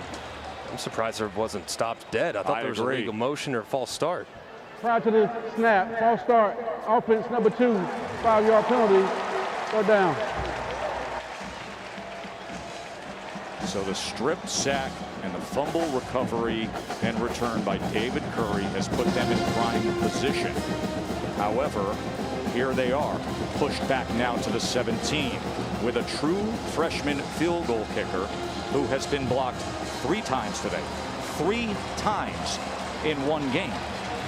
Yeah, and if I'm Florida State defensively, more often than not, I try to send the house. I'd blitz. I try to get the ball out of the quarterback's hands, but not under these circumstances, not with the struggles that Georgia Tech has had kicking game today. So if I were Florida State, I would back up, keep my deepest line of defenders at the 1st down mark, and rally up, force a throw underneath, force them to try to at least tempt another field goal. 3rd and 16, line against the 1-yard line, but they want 7.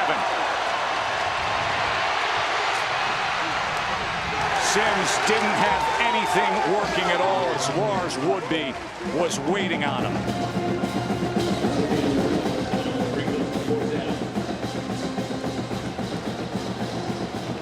And now here comes Jude Kelly again. Moments ago, he had an extra point blocked that would have taken the lead. Now this, a chance for redemption. Now J-Rob off the right side. A 32-yarder here in the 4th quarter for the true freshman is good.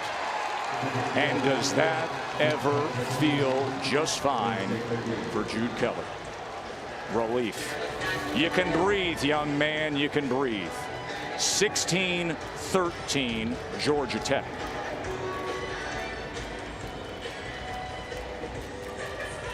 When you're up in the booth, you know, you're keeping it unbiased, calling it how you see it. I think all of us are relieved to see that young man being embraced by his teammates. It's a lonely feeling when you have 3 missed kicks, all 3 of which blocked. But man, you're only as good as your most recent play, and he splits the uprights to give the Yellow Jackets the lead. So good for that young man, bouncing back after what was a very difficult start to his college career. Puts it through true. Ops time was better, protection was better, and good job by Jeff Collins having confidence in young Jude Kelly. I mean, this is a guy who is wildly talented coming out of high school. Jamie Cole, the kicking guru for ESPN.com, had him as a 4.5 star. But you get to this level, you're playing on national TV, you're on the road, and there's a grown man opposite you who are coming after you quickly. The ops time has to be there. The protection has to be there. The confidence in your technique has to be there. And right there, it finally was. 16-13 Tech. Yeah, it's a little different lining up against high school guys. You know, they're normal sized. You come out here and you see Marvin Wilson. Yeah, that's not J-Rob. normal. No, that's not normal. That's a little different when it comes to the rush that they're getting on the field goal. So good on that young man for hanging in there and drilling his most recent attempt. And give credit to the defense that found a pass rush. Curtis Ryans, the strip sack. David Curry, the fumble recovery, and thus the opportunity. Travis J. stacked up, and now you take a lead. Special teams coverage unit is fired up. So glad you're with us watching ESPN College Football, part of Marathon Conference Kickoff. Joe Tessitore alongside Greg McElroy up here in the booth at Doak Campbell Stadium. Katie George doing a great job down in the field. Katie George, who had to be a weathercaster for much of the afternoon. We had half an hour delay before kickoff. We had an hour and 15-minute delay in the middle of the first quarter. But we've marched on in what has been a fascinating watch between these two programs who are trying to build themselves back up. And now Jordan Travis is back in at quarterback. And he can run it. Makes the first would-be tackler miss and is down at the 20. Let's go to the studio to Kevin. All right, Tess, a lot of expectations around Tom Herman's Texas Longhorns. They start with Sam Ehlinger, of course. And how's this for a start? First throw of 2020. It's going to cover 78 yards to Joshua Moore. First time Texas has scored on its first play from scrimmage in a game since 2004. 14-0 Tess. Under 8.5 to play. Florida State trailing at home to a pesky Georgia Tech team. Travis tucks it and gets it. Jordan Travis, redshirt sophomore from West Palm Beach. That is exactly what he can do. He can flat out fly. Just a completely blown play right there. I mean, you have offensive linemen downfield thinking it's screen. No one that's out in the route is actually looking back at the quarterback. They're thinking the ball's being handed off. Just a completely blown play, and that's what a quarterback's legs can do. Even in a blown play, you can make something out of it to give your team a fresh set of downs. 9 yards and a first down. Jordan Travis, whose brother played baseball here at Florida State, spent some time with the Blue Jays.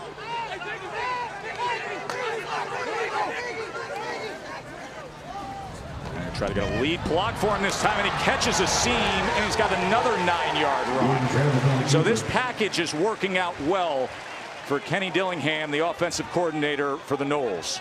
And quick right over the ball is Jordan Travis.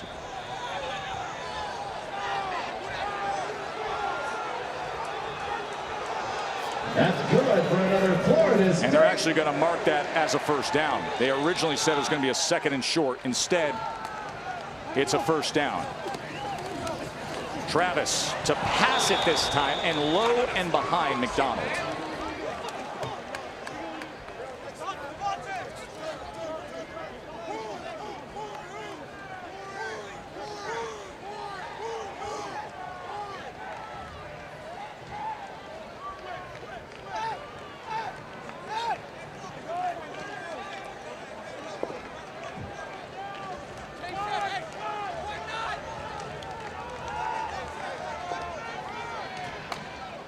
Second and 10, showing pressure off the edge. Instead, he flares out. Travis finds another opening until he is ridden down that time by Demetrius Knight. Demetrius Knight, who was recruited as a quarterback in the old Georgia Tech system. A lot of guys who came here to play in the option now playing defense. James Blackman back in at quarterback. Obvious passing down here. Let's see if they look in the direction of Cam McDonald, their tight end, up to the top of the screen. 3rd and 5, quickly to the outside, and indeed they go to McDonald. Well done, Greg McElroy. Well done, Noles. First down at midfield. Just giving a lot of cushion over McDonald. He had a big play down the field earlier in the game. And on 3rd and short, 3rd and 4, 3rd and 5, that's the second time now where they've been 6 or 7 yards off the big body tight end. So it's a good job of Blackman recognizing it, taking advantage of the quick stick route. Defensive lineman down. We'll try to properly identify that for you.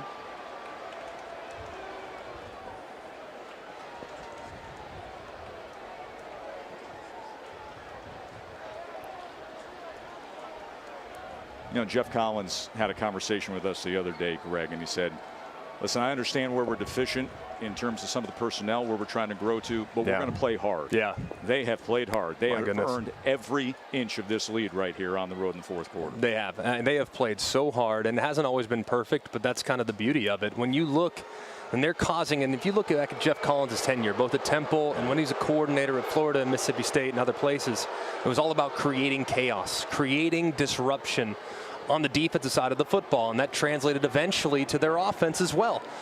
He wants to muddy the game up, get it to the 4th quarter, get it to the end of the 4th quarter, and have a chance to win it. And I'm telling you, man, the effort that's been on display, has it been flawless? By no means. But the effort has been fantastic for both these squads, and especially for what we've seen with Georgia Tech here in the second half. Daquan Dowse is the defensive lineman who is down.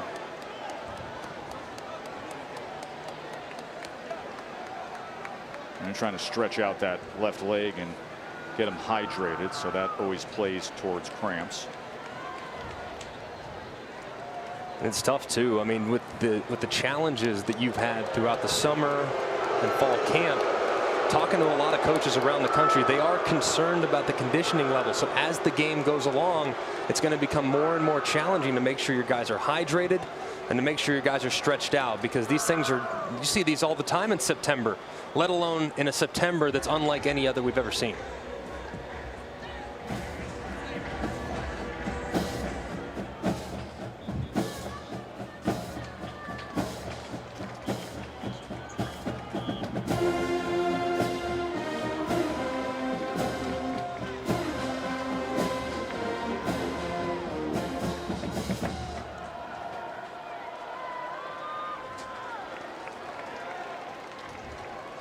Back to action here, first down midfield.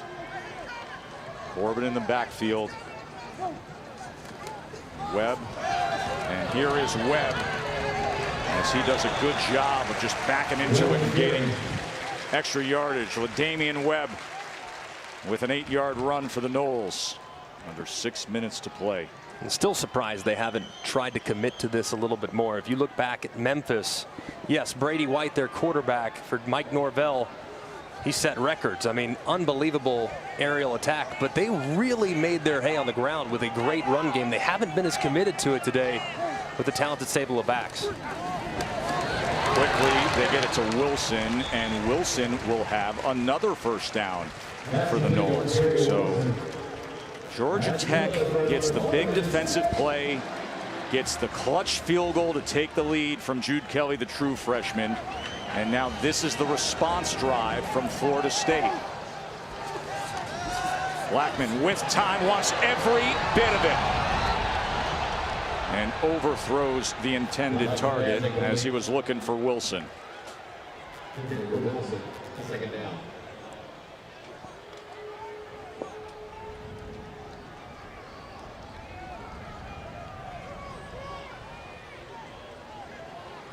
Florida State, again, it could be a potential 4-down territory. Your defense has not played great here in the second half, or really throughout any point of the game. Georgia Tech almost 430 yards of offense. You might be thinking, hey man, we got 3 downs to get it here in the plus side of the 50-yard line.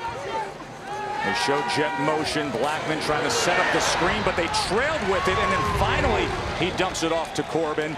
And the pursuit was there right away. Quez Jackson and others from that Tech defense. Third down. So now it is 3rd down, 3rd and 8 for Florida State. A big situation right here. You just have to look at your best players. You have to. And your best option at wide receiver, if he gets a one-on-one, you absolutely have to look in the direction of Tamorrion Terry. I just would be shocked if Georgia Tech allowed that one-on-one to occur, but it's looking like it might with zone coverage at the top. He's up against Sims. Does Blackman have him there? Wrapped up, and Sims makes the tackle. So that's the direction they go, but it'll leave them with a 3rd down and about 3. And I would go 4th down and 3, excuse me. I would go with a spread formation again. Last couple times that Georgia Tech's seen this down and distance, they've played very, very soft. Find the softest target and see if you can get it right in front of the sticks. 4th down and 3. Coming up on 4 minutes to play. Trailing by 3 at home.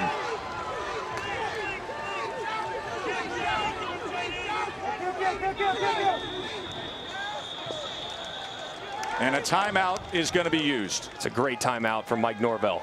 Great timeout right there. Georgia Tech showed an all-out pressure look. 5 defensive backs across the board indicating blitz.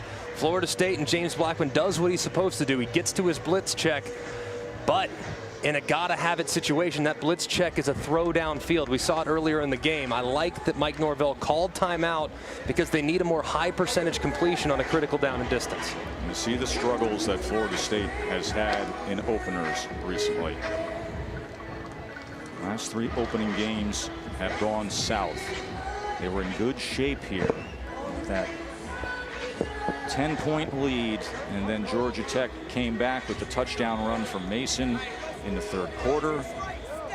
Came up with Carter's touchdown reception, and then Kelly with the 32-yard field goal to take the lead. And this is an undermanned Georgia Tech defense without 3 significant starters, and now looking for a stop here on 4th and 3.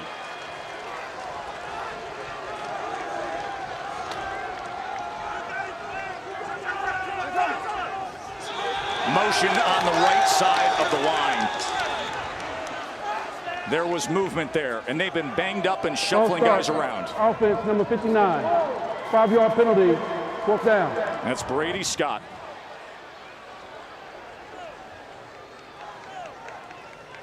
Just a critical error. I mean, your backup right tackle, Brady Scott, your 6th man within your offensive line rotation. Just can't happen. Your starter, Devontae Love-Taylor, is out, and my goodness, 4th and 8 as opposed to a 4th and 3 is a completely different situation for you as a play caller. Here it is. 4th and 8. Gotta have it. Blackman trying to weave his way there. Ball is out again. Fumbles at the end of the desperation play, and Brooks recovers it. Ryans had the strip again, and Georgia Tech is going to be in prime position to potentially close things out.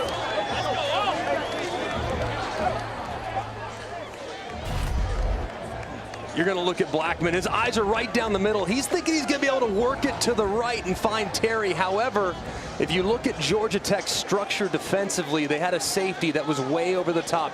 They were doubling Tamorrion Terry. They said, we're not going to let number 5 beat us. As a result, Blackman got fooled by the pre-snap coverage, tried to make something happen. And as he got across the line of scrimmage, tried to make a guy miss, but the retreat and pursuit from this Yellow Jacket defense brings him down. Huge stop and a great job defensively there by defensive coordinator Andrew Thacker, fooling the quarterback with the coverage look and the pre-snap. Now the true freshman quarterback back out there with Mason, and you know Mason's going to get fed, and here he goes. Jordan Mason, just what they want. And look at how fired up he is. You know, when we spoke to him the other day, I said, what do you know about this team? He said, I know we aren't 15th in the ACC.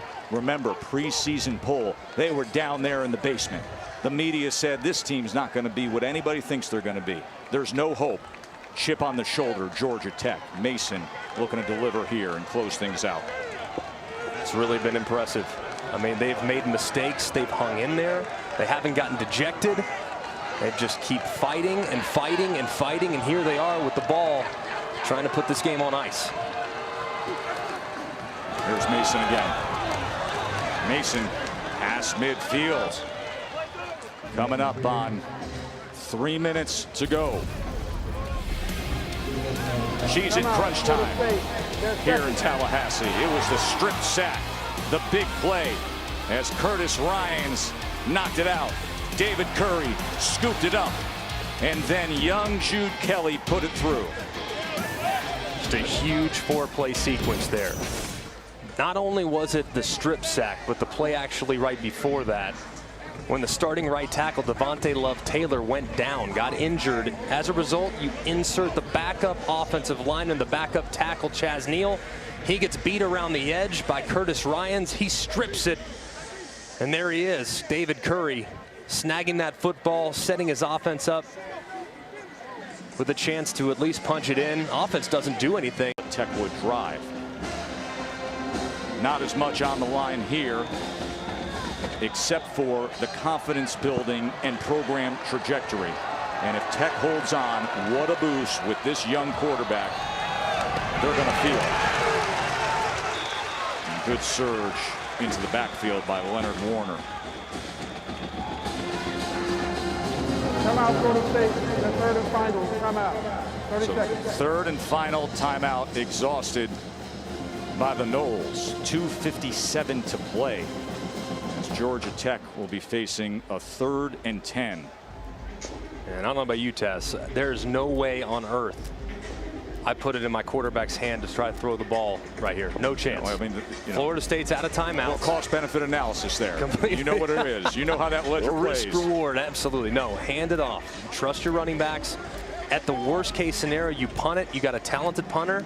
Can potentially pin Florida State deep in their own end with no timeouts, having to drive the length of the field. So no chance right here, given the mistakes he's already made at times early in the ball game. And he's bounced back beautifully from those mistakes Jeff Sims has. But I, without question, am going to hand it off right here. Don't try to do anything too extreme. And if I do throw it, it has to be basically an extended handoff, something very high percentage to keep the clock rolling.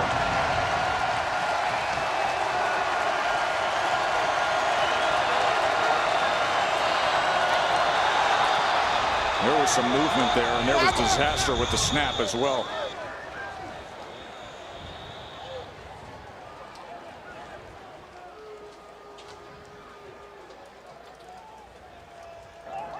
False start. Offense number 73. 5-yard penalty. 3rd down.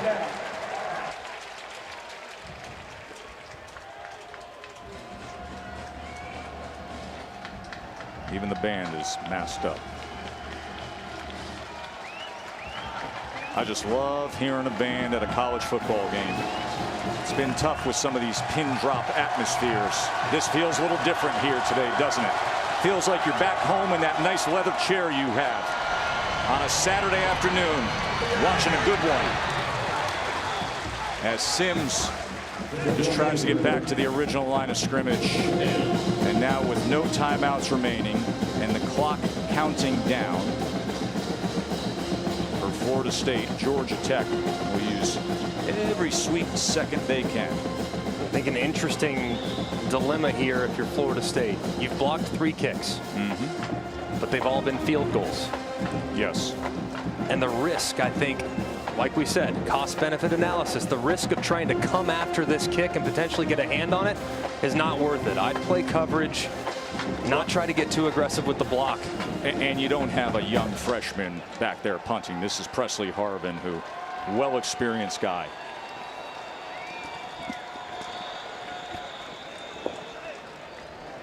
Leg game. Awesome. 5-yard penalty. 4th down. So they do take every second of it. Harvin's got a heck of a leg. Averaged over 44 yards last year. Had 18 inside the 29 inside the 10. And right now, Travis Jay is going to be on the other end. Another flag is down. As this bounces out near the 20.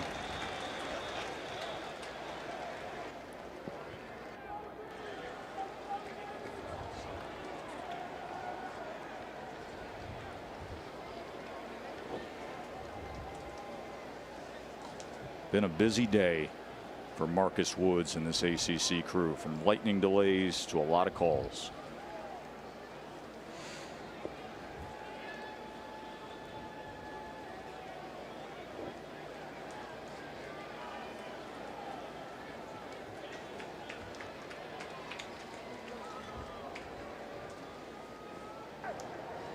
Illegal formation. Kicking team. 5 men in the backfield. 5-yard penalty. 4th down. We'll give you 4. We won't give you 5. So the illegal formation. Somebody wasn't up on the line.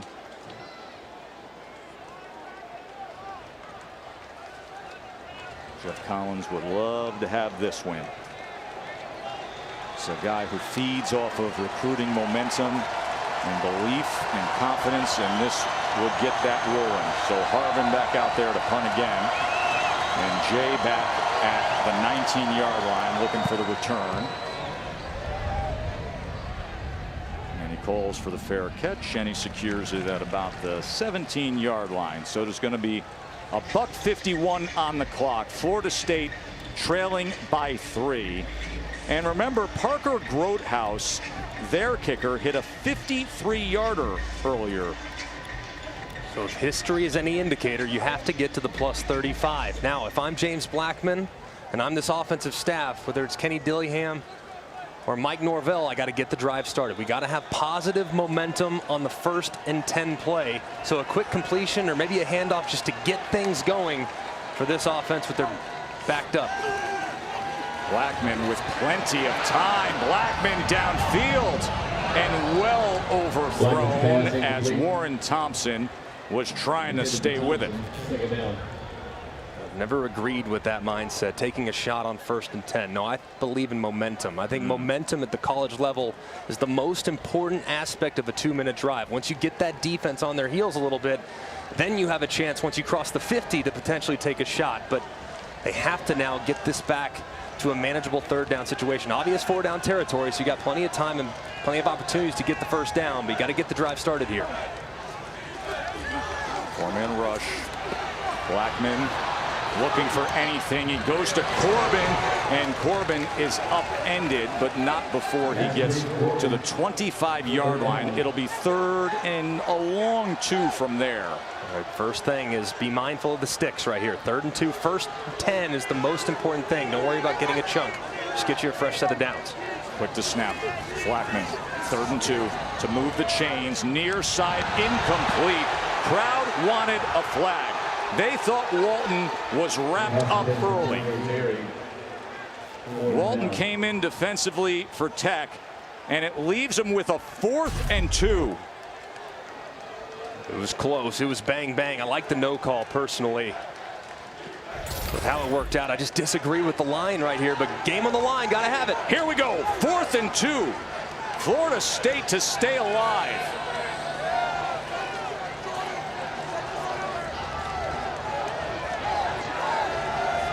Blew a 10-point lead. Now they need a little magic. They got pressure. They pick it up. Blackman to the outside and low for Terry. Incomplete. The defense of Tech does it. Chico Bennett was coming in. You got to go back to 76 for Florida State, losing 4 consecutive openers. And that was Bobby Bowden's first season as head coach here. And did you ever think when it was 10-zip you would see surrender Cobras? Did you ever think that the Garnet and Gold would be in this position against a beat-up Georgia Tech team with a true freshman quarterback, finding themselves in victory kneel-down formation? An incredible way to